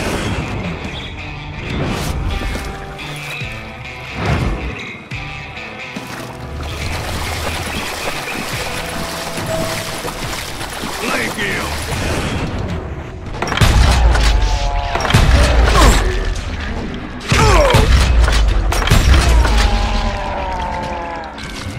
Don't let that asshole get away with this.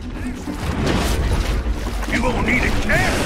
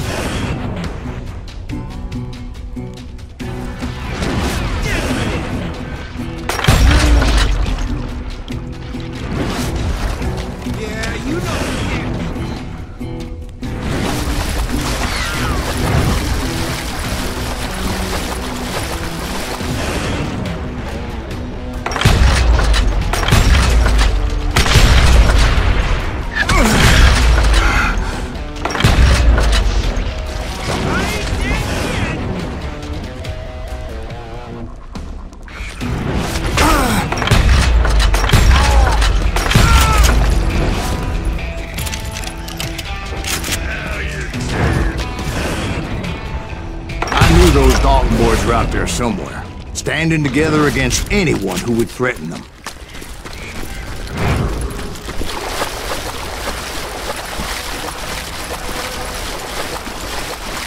And that's when I saw it. A goddamn steamboat. A steamboat in a swamp? Yeah, Steve, but this wasn't much more than a wreck, really. But how'd a damn steamboat end up in the swamps? Guess it floated off during the flood of '89. Now, was it a stern-wheeler or a side-wheeler? What? Does that really make a difference, Steve? It was a steamboat with a goddamn army on board. It was then that a fusillade of bullets come raining down from on high. Who the And hell those is vigilantes who accompanied me weren't anywhere to be found. But among those men that were shooting at me, I thought I saw some familiar faces.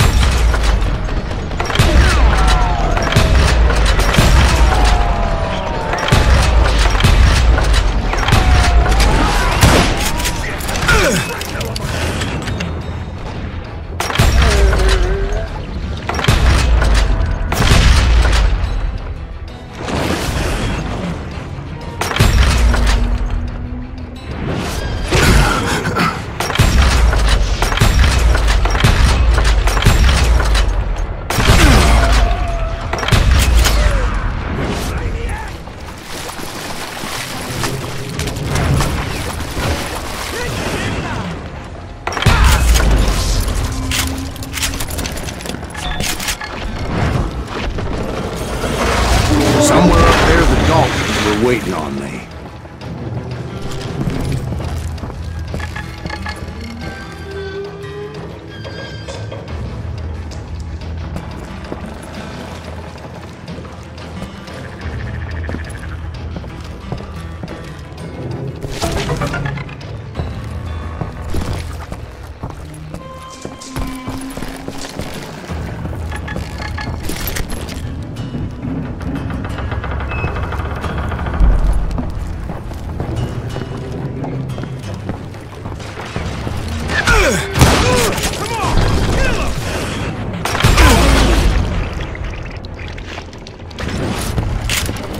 Sounds like you don't give up too easy.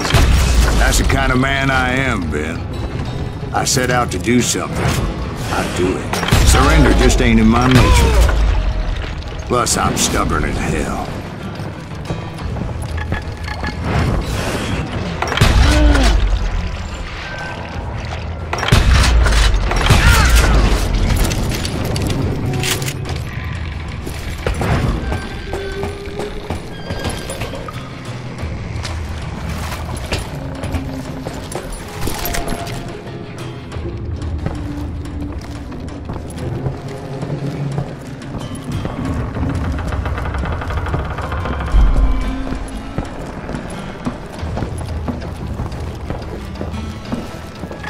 Right about then, much to my relief, the vigilantes finally arrived. Their leader motioned at a cabin in the middle of the top deck, pointing me directly at the Daltons. I finally had them, after months of dogged pursuit.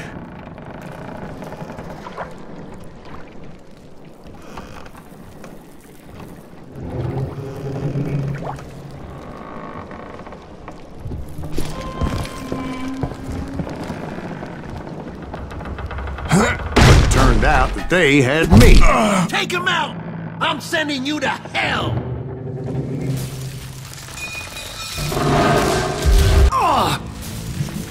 But finding my way out of a burning labyrinth proved to be quite a challenge. It was a riverboat, right? I mean, it's not like it was a goddamn ocean liner. Well, yeah, but I was in a Did you hear about that ship that's gonna launch next year? Largest one in the world. You're talking about the Titanic. If you ask me, it's too blessed to. I don't think it'll even float. So anyway... Don't be stupid, Steve. They know what they're doing. They say that the Titanic is unsinkable. Oh, God. But getting back to that steamboat, how'd you get off it, Mr. Greaves? I took in a lot of smoke that day, so I admit my recollection might be a bit hazy.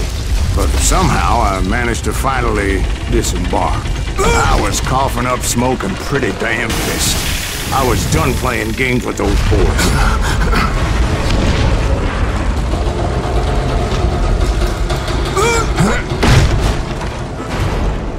It was time to settle this once and for all.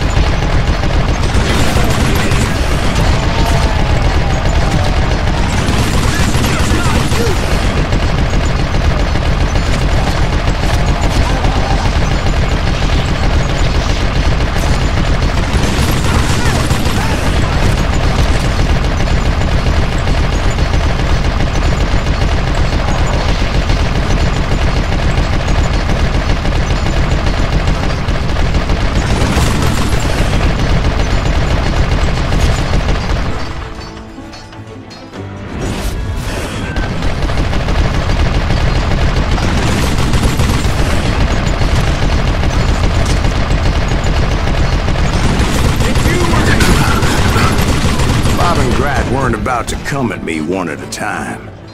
They were in this together. Two brothers side by side, determined to take me down. Confident that this time the odds were on their side.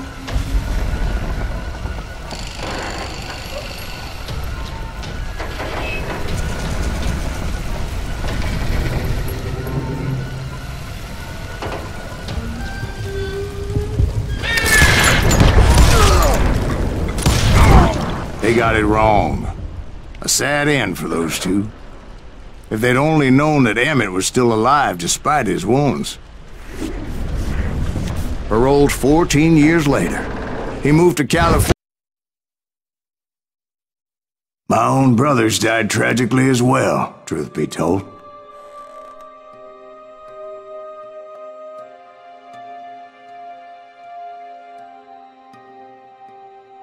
It was 1868, and me and my older brothers were pulling a tidy profit running cattle into Juarez, Mexico. One night after my brothers retired for the evening, I found a little poker game in a cantina with a couple of cowboys. And I just couldn't lose. I even won an old Spanish coin that had to be 100 years old.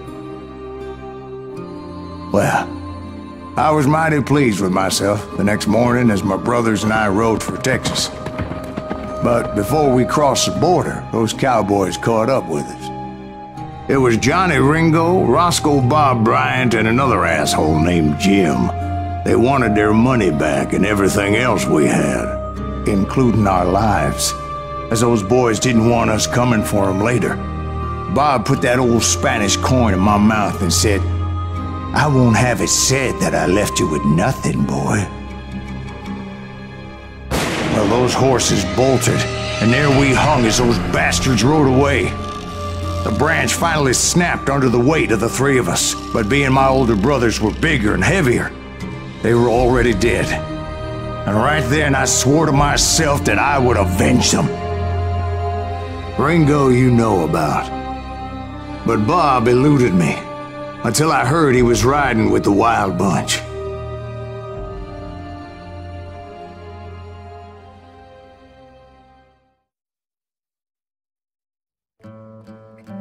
Been on their trail for months, ever since they left their hideout in the Bighorn Mountains. Led by Butch Cassidy, they were a loose association of outlaws who robbed banks and trains from Colorado to Montana. Among them was the Sundance Kid, and that murderous hombre I was tracking, Roscoe Bob Bryant. Were you a part of that giant Pinkerton posse after the Wild Bunch? No, boy. A circus like that would have slowed me down. Besides, I wanted Bryant all to myself. I'd heard about a large shipment of gold being transported to Wilcox, Wyoming on the Overland Flyer. I figured the Wild Bunch would likely hit such a treasure, and by God, I figured right. They blew the bridge with the intention of forcing the train to stop. Well, I assumed the Wild Bunch was likely in the still intact part of the train high above, so I had no choice but to make my way up through the passenger cars dangling down. I was determined to make that sumbitch Bob pay for what he did to my brothers.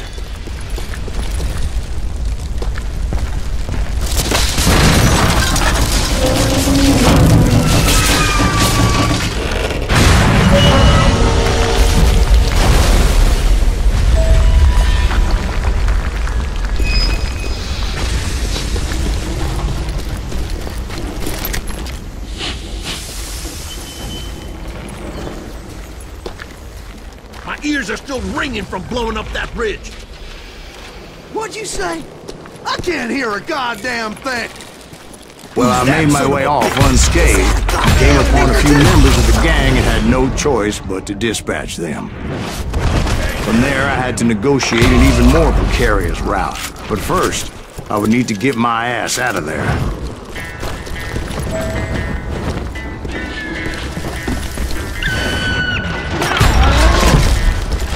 I jumped from the frying pan into the fire as the train was clearly fixing to fall. I had found the gang, but in order to find old Bob, I needed to fight my way forward past a whole passel of desperados. Outside, inside, any way I could, I made my way towards my prey. Well, what about the passengers? It was mostly a freight train, as I recall. There were no passengers aboard that day.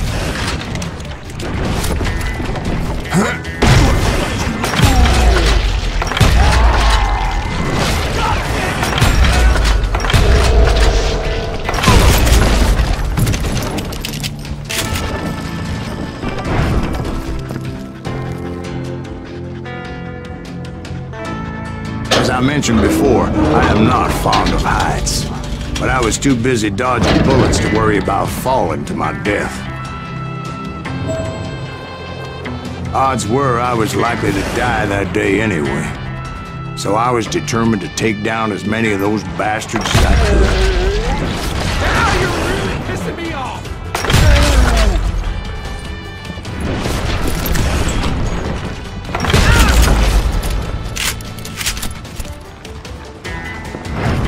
Seen the likes of me.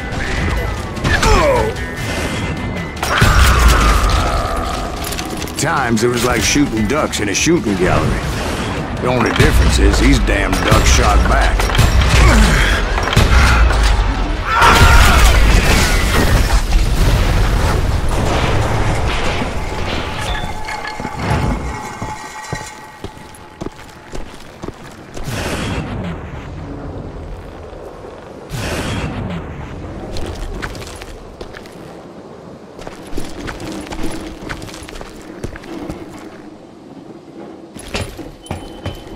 I kept hoping the law would show up and give me a hand. You mean like that giant Pinkerton posse that I read about? Did they come riding in, guns a-blazing to help?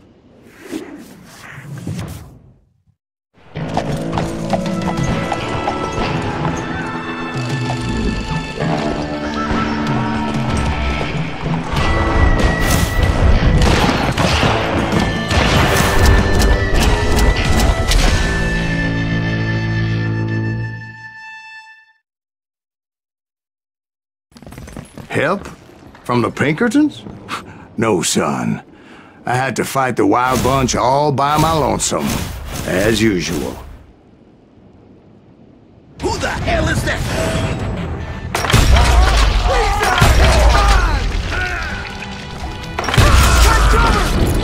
Retreat! He's killing everybody! They'll kill us all!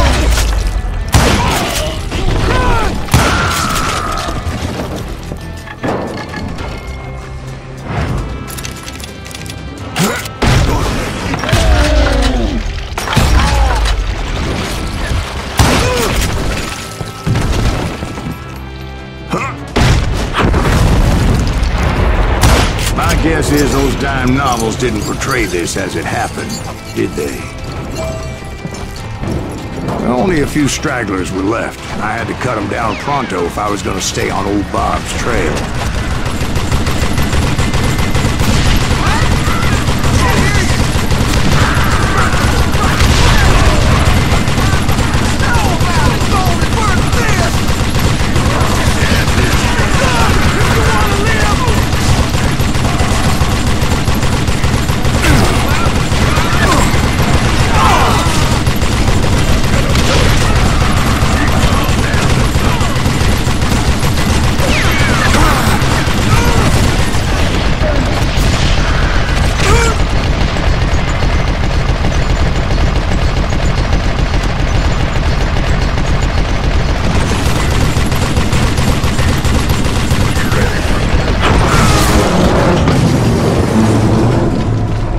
Once I silenced all those guns, I went searching for my nemesis, determined to finally have my justice. But the only survivor who welcomed me was George Flat-Nosed Curry. Who was he? The fastest gun in the gang.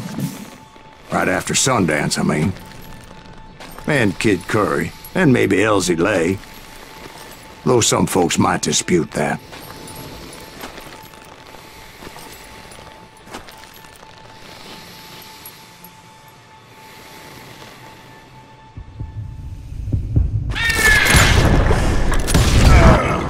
very same day, Butch Cassidy and the Sundance Kid decided to leave the Wild Bunch behind and decamped for South America.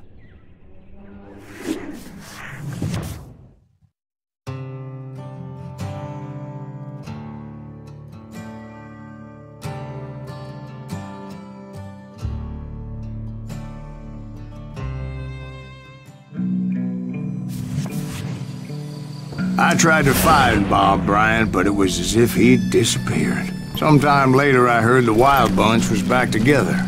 Kid Curry escaped from jail, and now he was running the whole shebang. So I took to their trail, as I was still in pursuit of my brother's killer and hoped that he was back with him.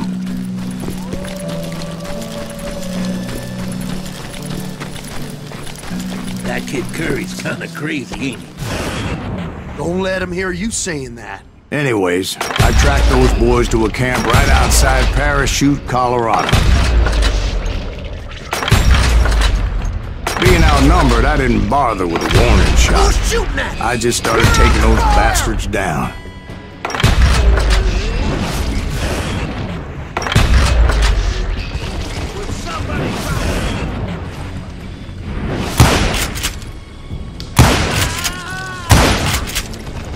Old Bob wasn't among them, neither was Kid Curry. I could sense him close by, however, plotting something nasty. I just needed a clue as to their whereabouts.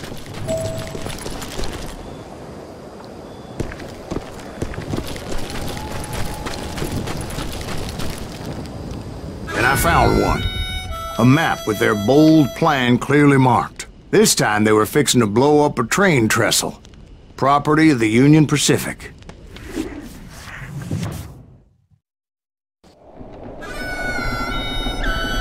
The plan clearly indicated how they were fixing to undermine several of the weakest wooden supports.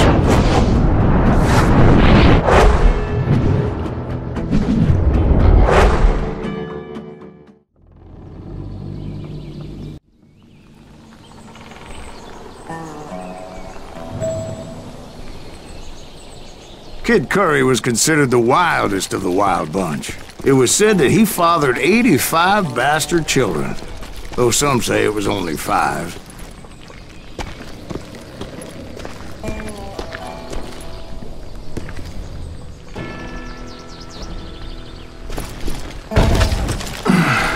Kid Curry had bragged to a whore how he was gonna rob a train heading to the U.S. Mint in Denver. And that whore, Fat Sally, she told me.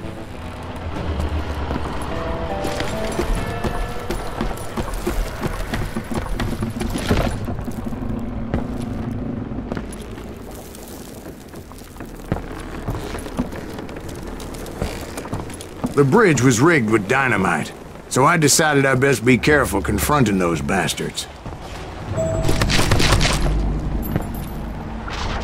A moment later, I saw a ladder that somehow had escaped my attention. Don't you blow us up now. Don't worry, I know what I'm doing.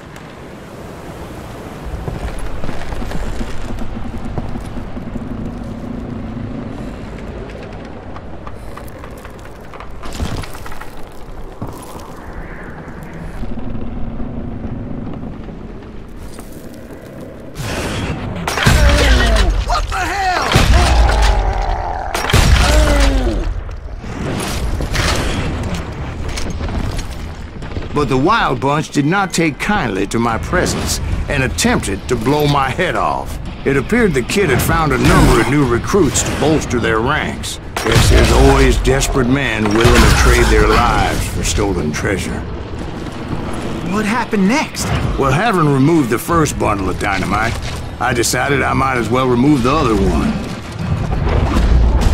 Once that was done, I figured I'd find my way from there.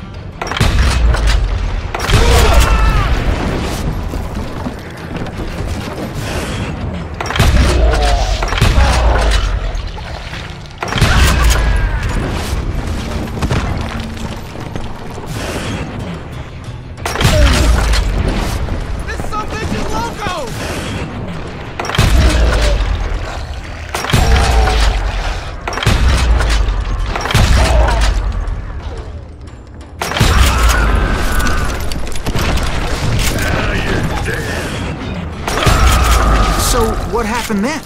Had to remove more of that damn dynamite.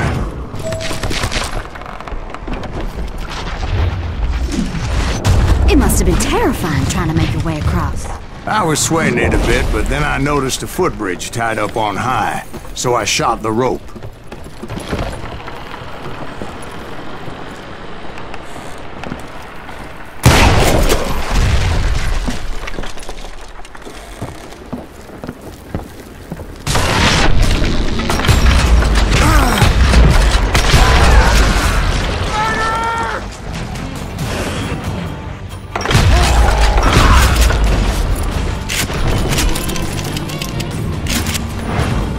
So that was all the dynamite? Funny you should mention that, darling. There was a fourth charge impeding my progress. Once I removed it, my path was pretty clear.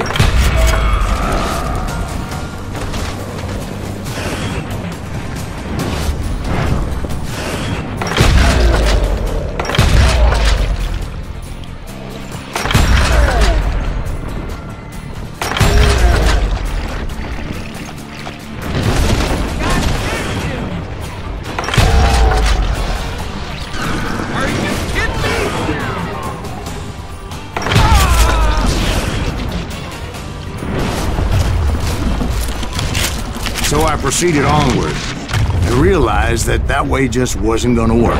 I needed an alternate path forward.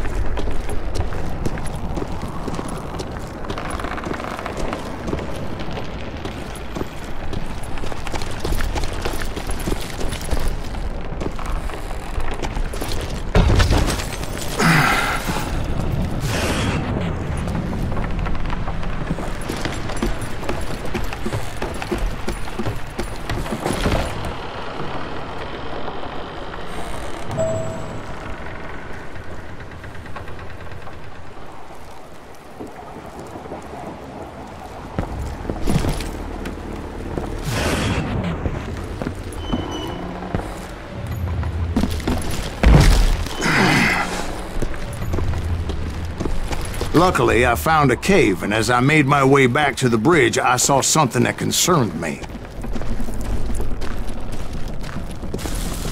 It was a long, burning fuse, and it was moving fast as hell.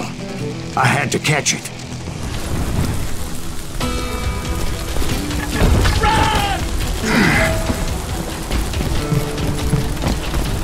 The burning fuse was so damn quick, I had to run like the wind. I almost had it, but no.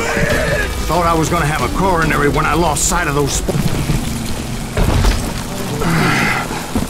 I knew that failure meant boom. Then, finally, at the last moment. Whew. Of course, I was successful, or clearly I wouldn't be talking to you folks here today. Naturally, I removed the last dynamite charge. Well, it was a touching reunion.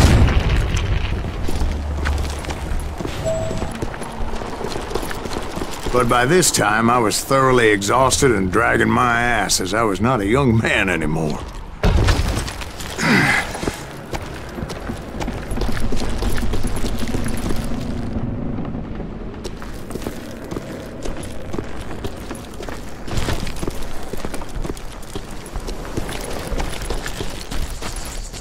Kill that SOB!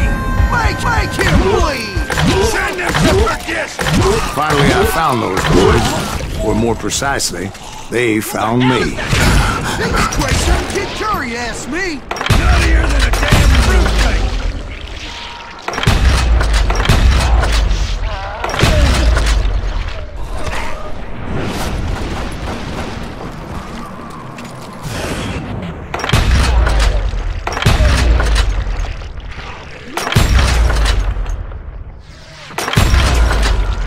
Just when I thought things couldn't get worse, Kid Curry opened up on me with a goddamn Gatling gun. It was hidden in this tunnel and pretty well shielded.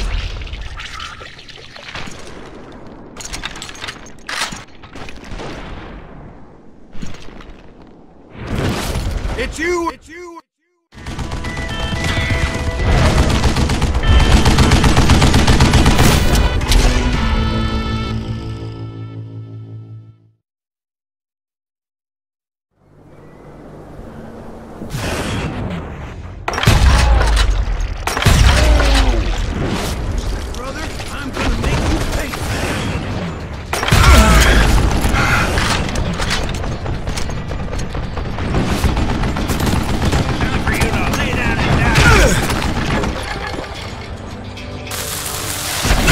Luckily, I had located some dynamite. I still, however, had my work cut out. Shit!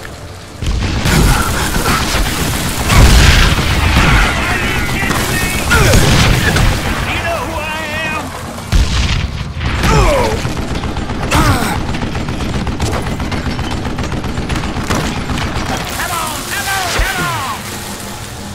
It's not fair!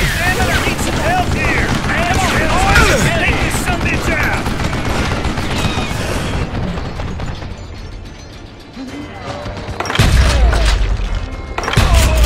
What are you? Yellow?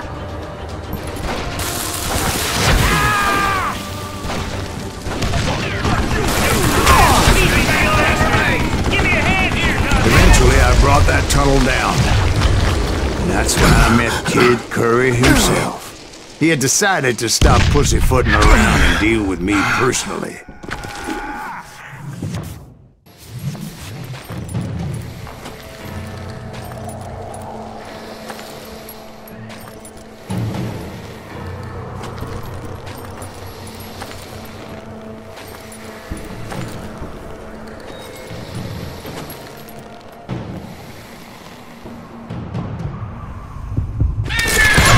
Fast as he was, I was just a bit faster.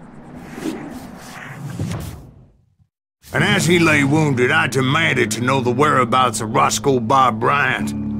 He shouted at me, "Is that what this is about? Bob went with Butch's Sundance to South America. You ain't never finding him."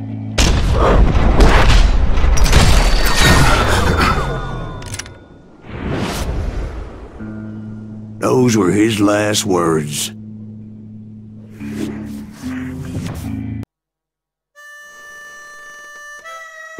So, Bob Bryant got away? I knew I'd never find him in South America.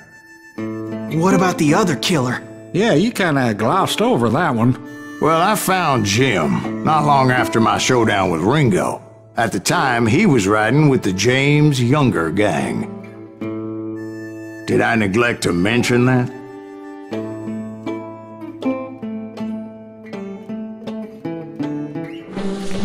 Jesse James? The greatest outlaw who ever lived?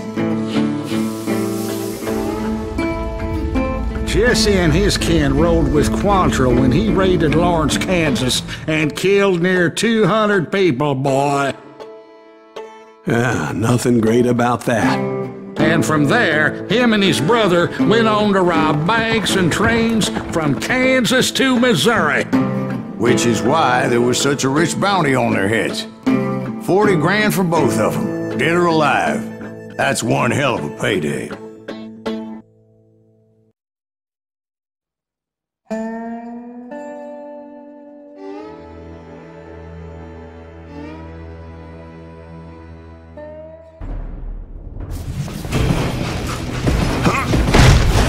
I confronted them as they were robbing a train.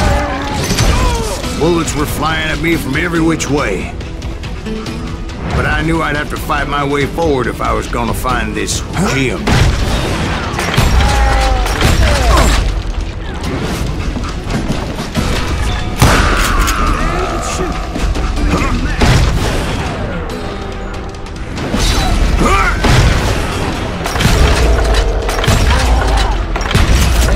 Now wait a second. How did they stop this train in the first place? Well, the James boys were experts at this.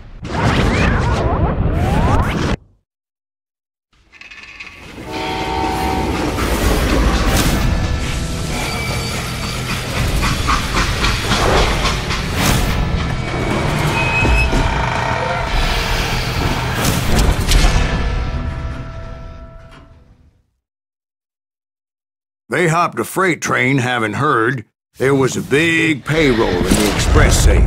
So, I hopped the same train.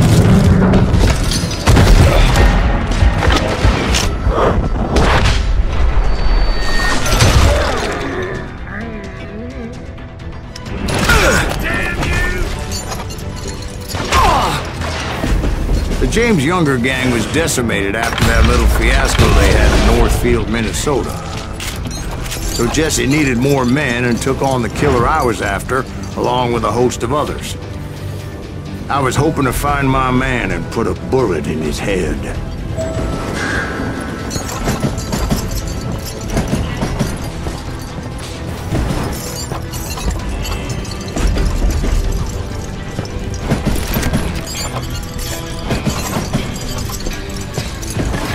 Climbing around that train, I must have swallowed 100 damn bugs before I reached James that... Younger gang pulled the first train robbery west of the Mississippi. Sounds like you hold them in high regard. Everyone knows they were the most famous outlaw gang ever. And you took them all on by your lonesome. Again. I'm finding this all a little hard to swallow, friend. Well, maybe you need to wash it down with some whiskey. By the way, did I mention that that train was flying down those tracks like a bat out of hell?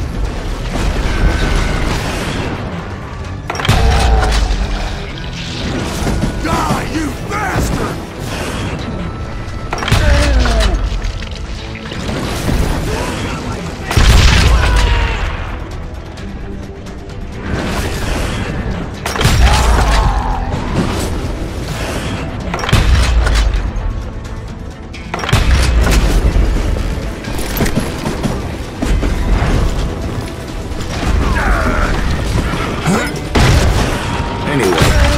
Excuse me, Ben.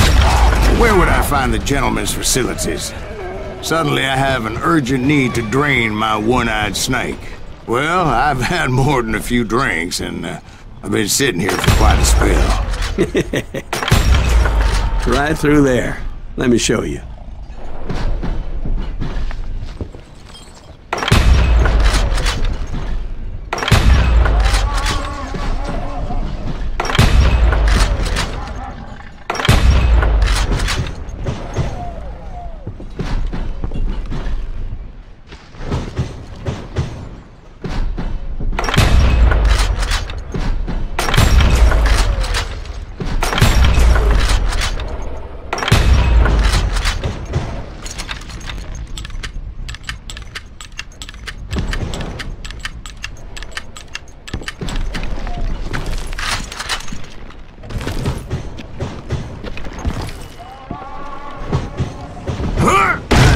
So much malarkey in my life. You think he's bullshitting us? You don't think he's Silas Greaves? I think he's just some old drunk looking for some free liquor. I don't know, Jack. I think I believe him. You don't think he met Jesse James? Oh, you gotta be kidding me. That story makes no sense at all. Jack. I mean, you gotta be 2 bricks short of a load to believe that cock and bull story. I don't agree. Jack, lay off the But you bar. seriously think that tired old man went toe-to-toe with Jesse James? Well, that's better. Did I mention that this Jim was married to the infamous Belle Starr? Of course, I didn't learn that until later. Anyway, I made my way forward the best I could. Around the sides, over the roof. At some point, some bitch saw me and shouted out, "It's the damn Pinkertons!" It's the damn Pinkertons! Now, I never worked for that lively cocksucker, but I guess they assumed I was one of his assassins. Those evil bastards firebombed Jesse's mother's house and killed his stepbrother. So it's no wonder each and every asshole on that train wanted me dead. Everybody's always mistaking you for somebody else, aren't they? Why is that, I wonder? Ain't right to know, Jack. I'm just telling you how I remember it. I bet you are. That's right! Run!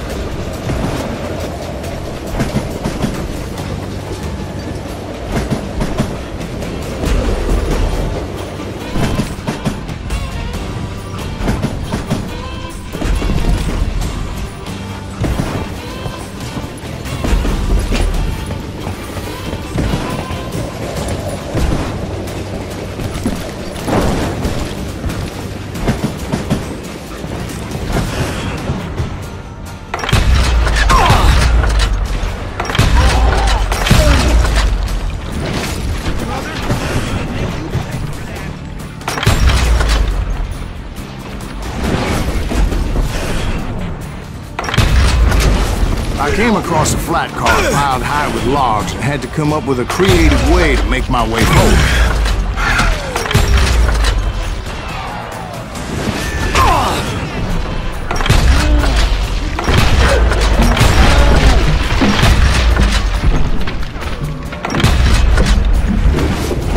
I wondered if I was ever gonna find the front of that train, or the bastard I was after. Jesse hired a damn army after Northfield. Guess he didn't want to be outgunned like that ever again. Right about then, I was attacked by some asshole on a Gatling gun. Yeah, seems like you run into a lot of them. Asshole? Gatling guns.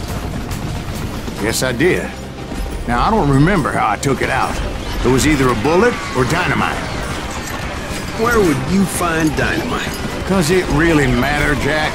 You're messing with the flow of the story here.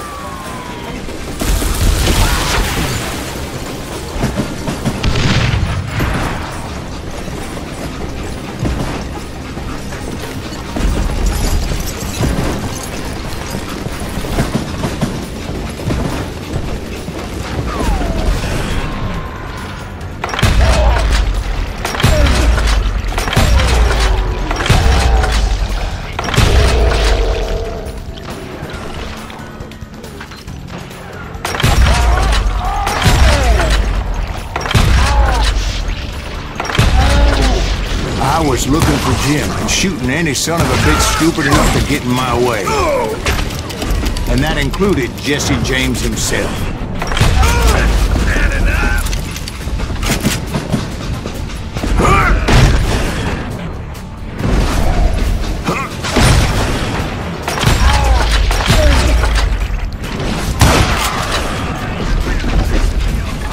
There sure were a lot of men determined to die that day.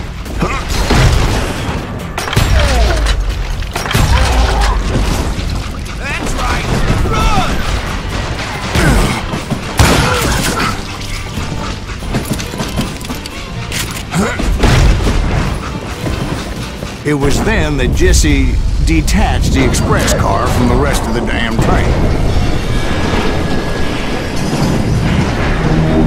I could see Jesse waiting for me, fixing to kill me so he could get away with all that money.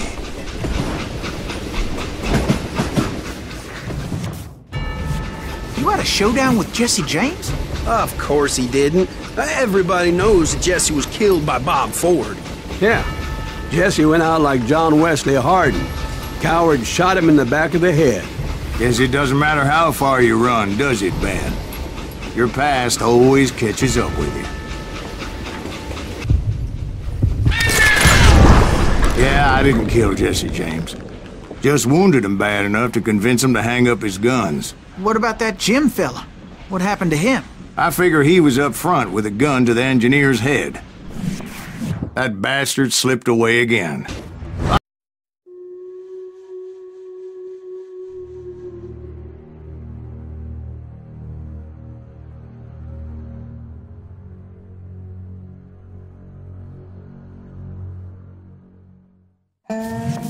After my showdown with Jesse, I continued to track his brother, Frank, and that son of a bitch, Jim.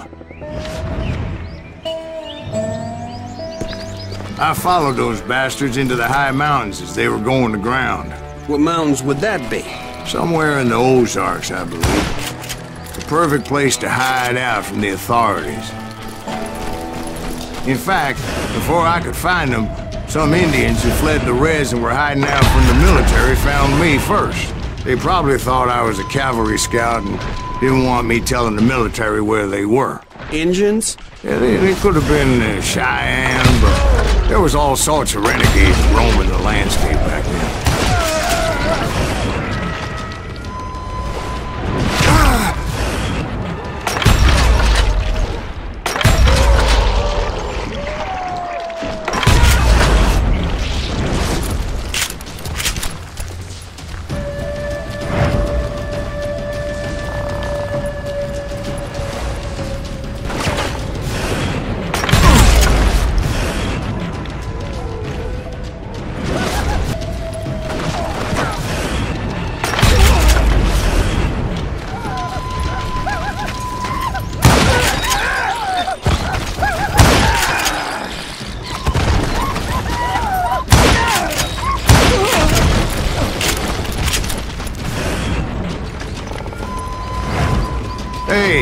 about another whiskey, Ben? Nothing better to soothe the troubled soul.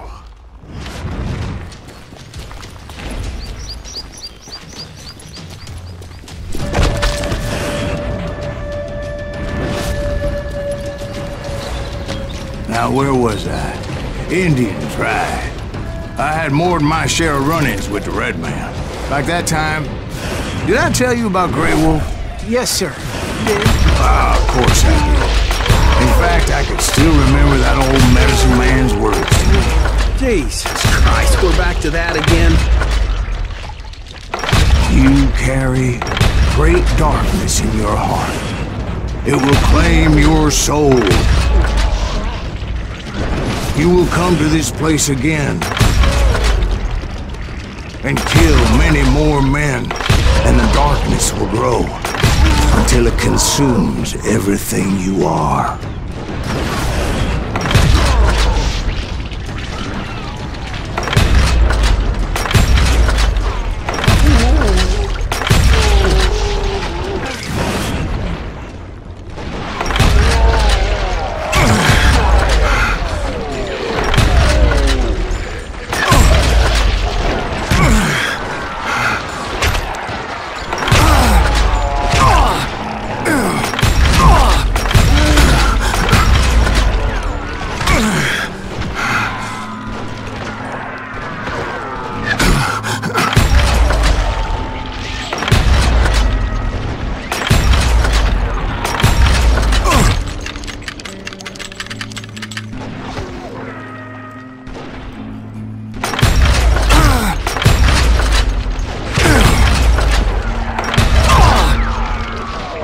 So, did you ever find him? Who? The man you are after. Let me ask you something, Ben. You ever think about death? Mr. Greaves, are you all right? Oh, death. Oh, death. Won't you spare me over till another year? What is this that I can't see, with ice cold hands taking hold of me? Well, I am death, none can excel. I'll open the door to heaven or hell. Oh, death, someone would pray. Could you wait to call me another day? Oh, death. Oh, death. Won't you spare me over till another year? So, are you gonna answer the question? What question is that? Jim Reed. Did you ever find him? Reed was indeed that son of a bitch's surname. That's right, Ben. A despicable character. I remember him laughing like a hyena that cold morning they lynched me and my brothers. He was intent on avoiding my vengeance, but nothing was gonna stop me. Nothing.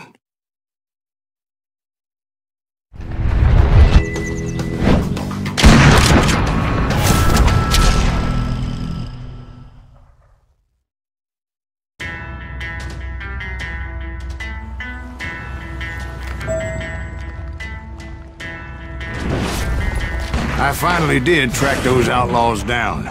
They had long rifles with scopes and were well positioned to pick off any poor soul who came anywhere close.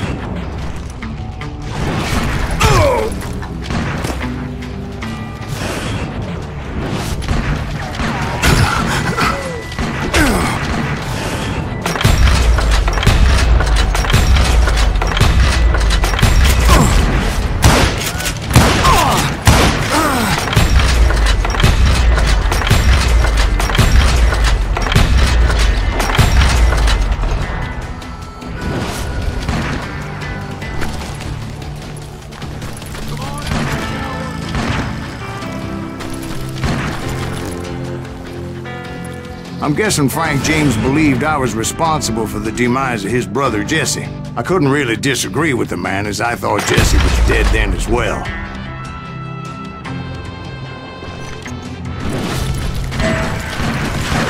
He backed off as I closed in on him, but he was still intent on killing me.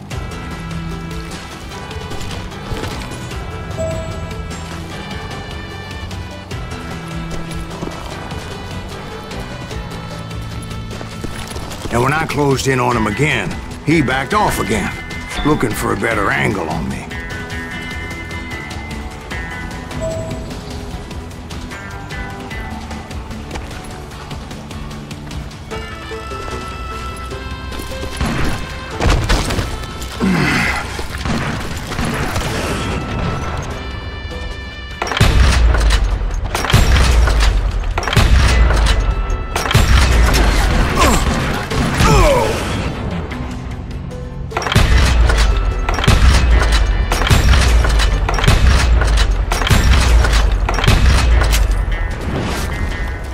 Hell, I can't fault Frank for wanting his revenge, as I was there for the same damn reason myself. At this point, I'm guessing you think Silas Greaves is a worse murderer than Jim Reed ever was. No, sir. A man who spent half his life killing somebody's brothers, fathers, sons. I think you were just looking for justice, sir. Is that what I was looking for, Dwight? Is that what it was? Justice? Isn't that why you were with the James gang? The James gang. Right. I finally found Frank holed up in his mountain cabin, and he was determined to have me dead. It was a pitched battle that could have gone either way. Luckily, I had some dynamite on your person. A few sticks, just in case. It's always good to be prepared. Right. I'm just laying out the facts as I remember them, Jack. And that old shack, well, it went tumbling right off that cliff. With Frank James still in it? Yes, sir. But Frank James is still alive, living in Missouri, showing folks around the family farm for 25 cents a tour. I didn't say he died in the fall, now did I?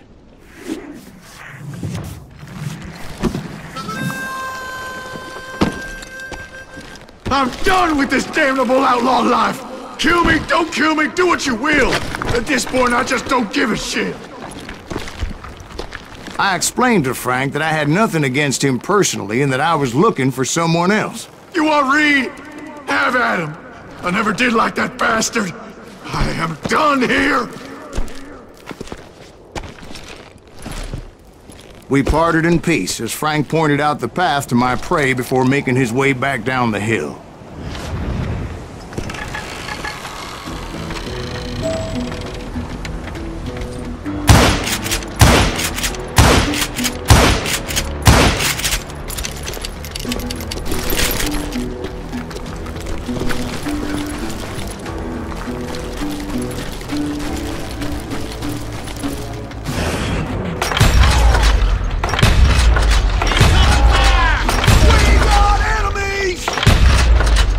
Determined not to let that murderer escape my revenge again. So, what happened with Reed? Well, I finally found the last of the gang hiding in a nearby cave. First, I had to dispatch the lookouts. But rather than wander in willy-nilly, I decided it would be better to smoke that sumbitch out. "Hey, Reed!" I shouted. "No wonder you're so ornery. Can't be easy being married to Belle Starr. While you're off providing for the family, she's spreading her legs for every Tom, Dick, and Cole Younger. Not an attractive woman exactly, but very friendly. At least she was to me." Son of a bitch! It was then that the last bunch of bandits jumped out of hiding. Why won't this asshole give up?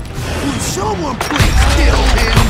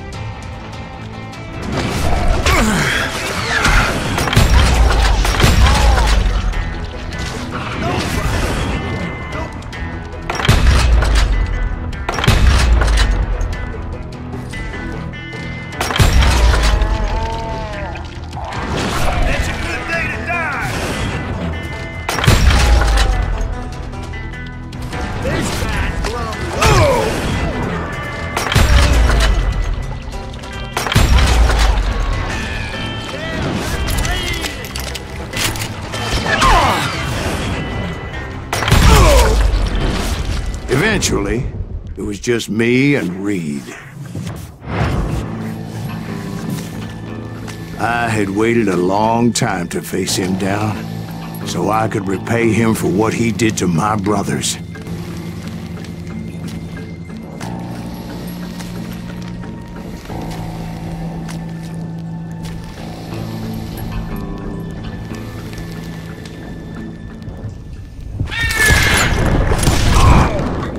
And repay him I did.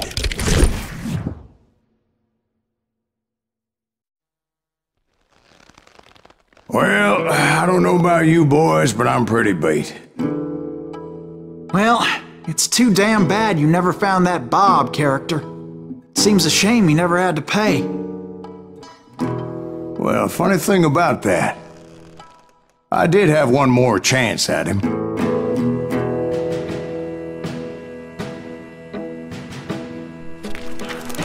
6 months ago, I heard that Butch and Sundance were back in the States and had gathered up some of their old gang.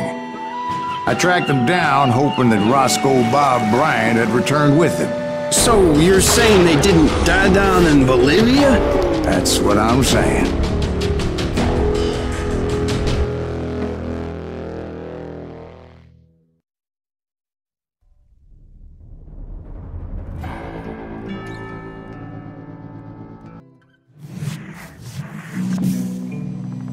For 40 years I had waited to get my hands on the last of my brother's killers. Not even an army of demons could have stopped me now.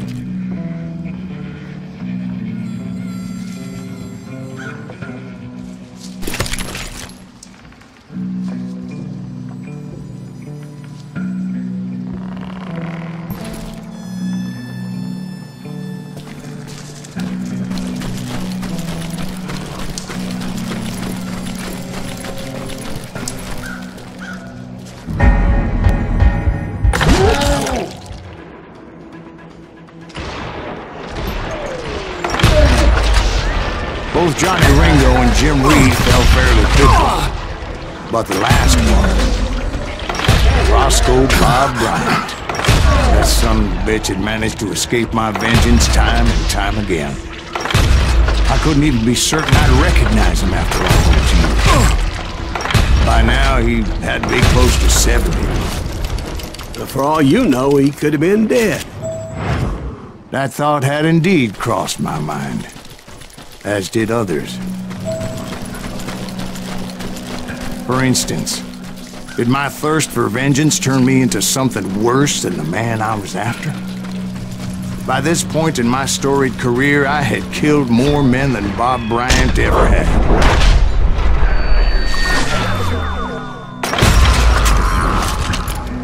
Nothing could stop me from taking his life. I'd been after that killer forever. From the time I rode with Billy the Kid. But that chapter of my story you already know. Chapter of that fairy tale, you mean? Suddenly it was 1910. There I was, an old man roaming a ghost town dead almost 2 decades.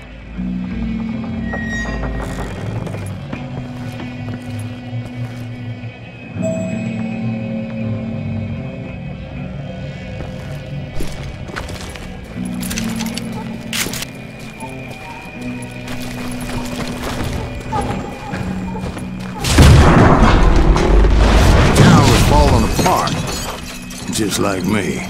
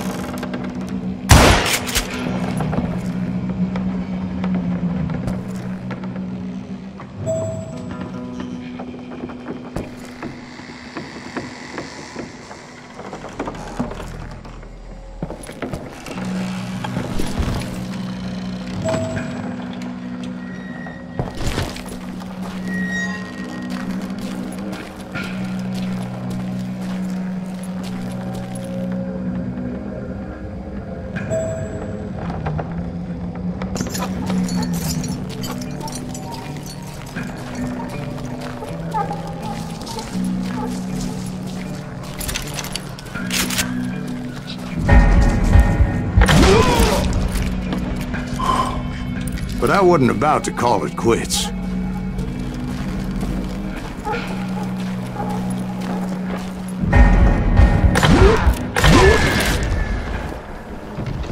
Even though the ghosts of my dead brothers were begging me to end what I started so long ago.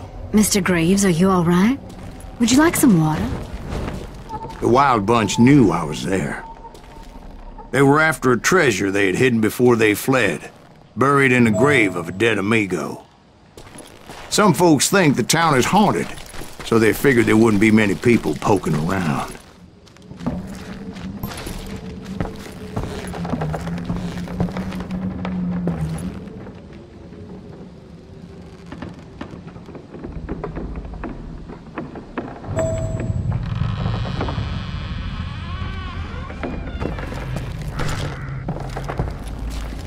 I intended to fill that grave with Bob Bryant's corpse.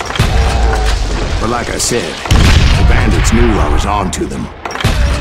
They lured me in and hit me with everything they had.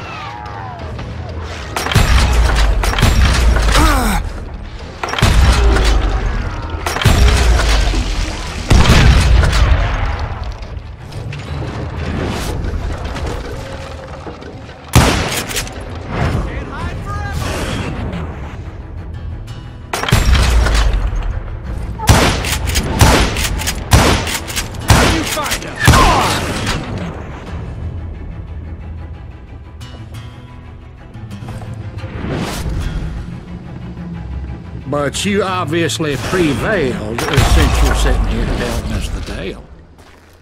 Actually, in that moment, I did not prevail. So I suppose we're talking to a ghost. Funny you should put it like that, Jack.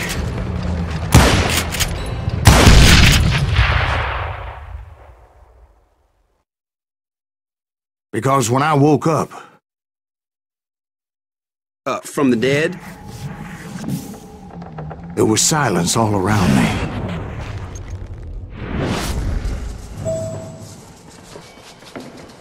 I could swear to God I saw Billy then. Billy who? Billy the kid. William Bonney.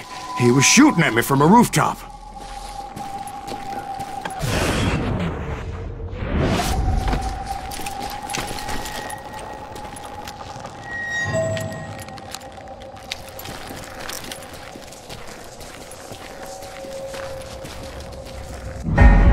Here, and there, even over there.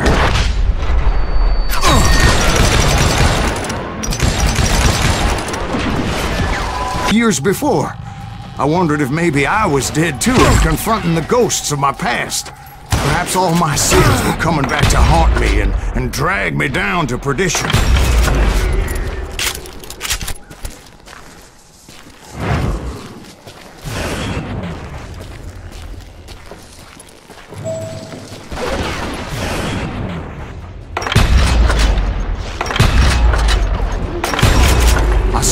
Plummer throw dynamite at me.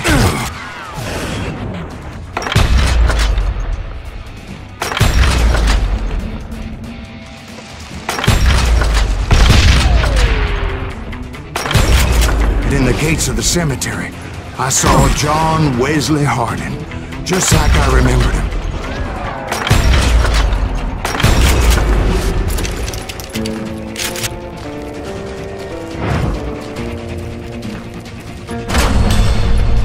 Robert Ollinger appeared with his terrible double-barrel shotgun.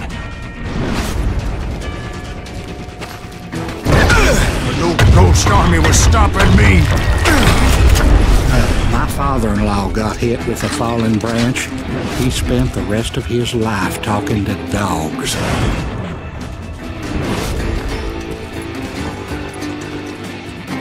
Newman Hayes Clanton, William Brocious, John Peters Ringo, they all wanted me dead.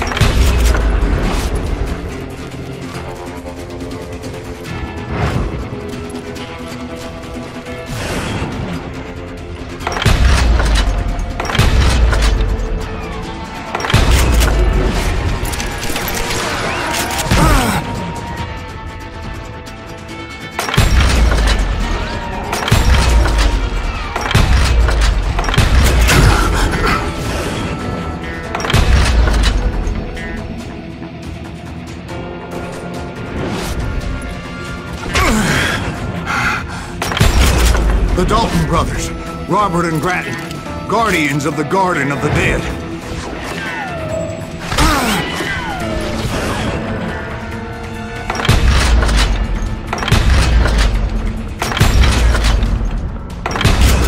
George Curry and Harvey Logan, alias Kid Curry, both thirsty for vengeance from the great beyond.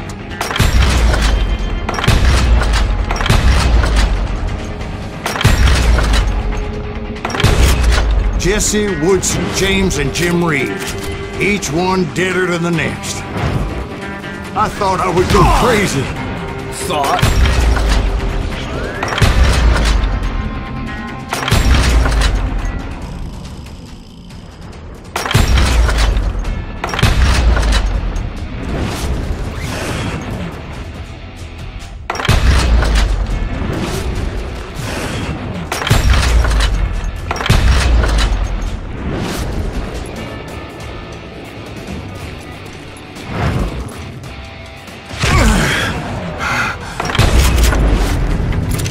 Finally, I saw Harry Alonzo Longabaugh. The Sundance Kid?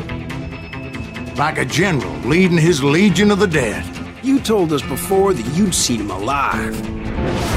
He was alive. Then I heard a voice call to me from afar. It was Robert Leroy Parker, a.k.a. Butch Cassidy, coming at me from out of the fog. Thanks for taking care of that bastard.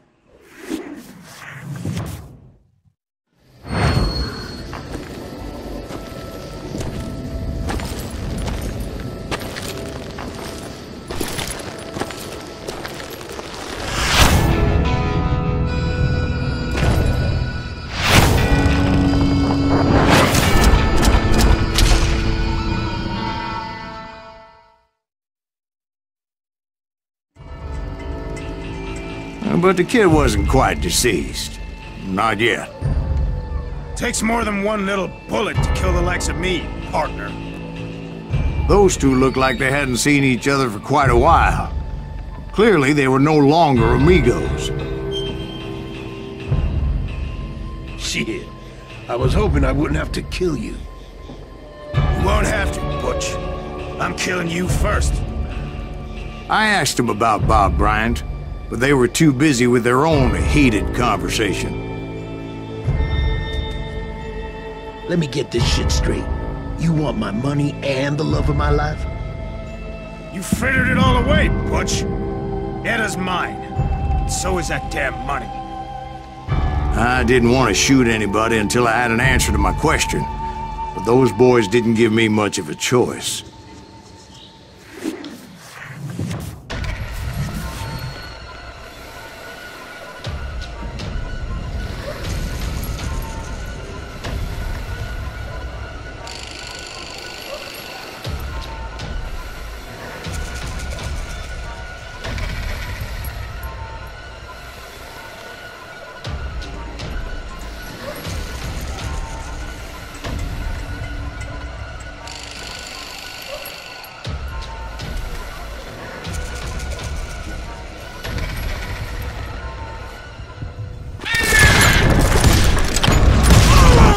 Butch Cassidy and the Sundance Kid died there in that cemetery not 6 months ago.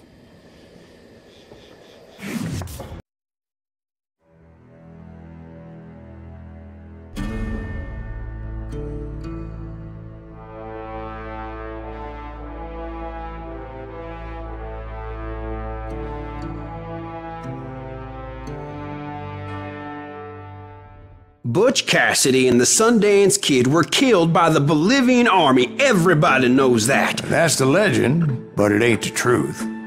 So, you never found Bob? There is no Bob. This old sumbitch ain't even Silas Greaves. Sir, is that true? Have you been pulling our legs this whole time? Well, not the whole time. Oh man, I think you've worn out your welcome here. Maybe you're right, Jack. Maybe it's time to pay. You see, Ben, or should I say Bob, your past always catches up with you. I was a different man back then, crazy. Drinking, I changed my ways, I swear to you. If I could turn back the clock, But you can't, Bob.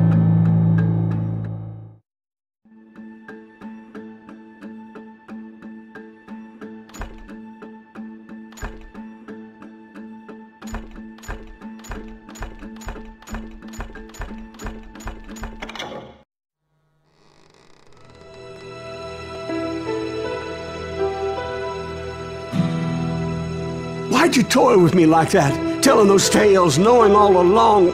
Why not just lay your cards on the table? Here. I won't have it said that I left you with nothing. That's how you want it?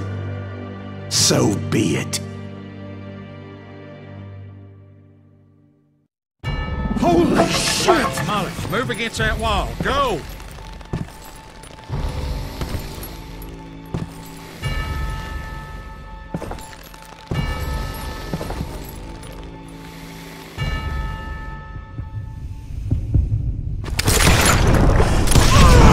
Oh my God! Oh, Jesus!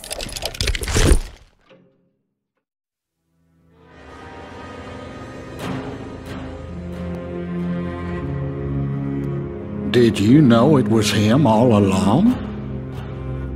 Cassidy told me Bob was in Abilene before he died. But I wasn't sure Ben was my man until he revealed how much he knew about Ringo and Reed. The coin, of course. Well, that was the last nail in that particular coffin. I better go get the sheriff. You okay, boy? You're looking mighty shook up. Dwight, maybe you best go home. Young Eisenhower here is leaving for West Point tomorrow. He shouldn't get caught up in something like this. I think I might head out myself at this juncture. Unless you want to stop me, Jack. No, sir, Mr. Greaves. So where are you going now? Now that you had your revenge? Doesn't really matter, does it? As I have sold my soul for it, and will never again walk with those I have lost.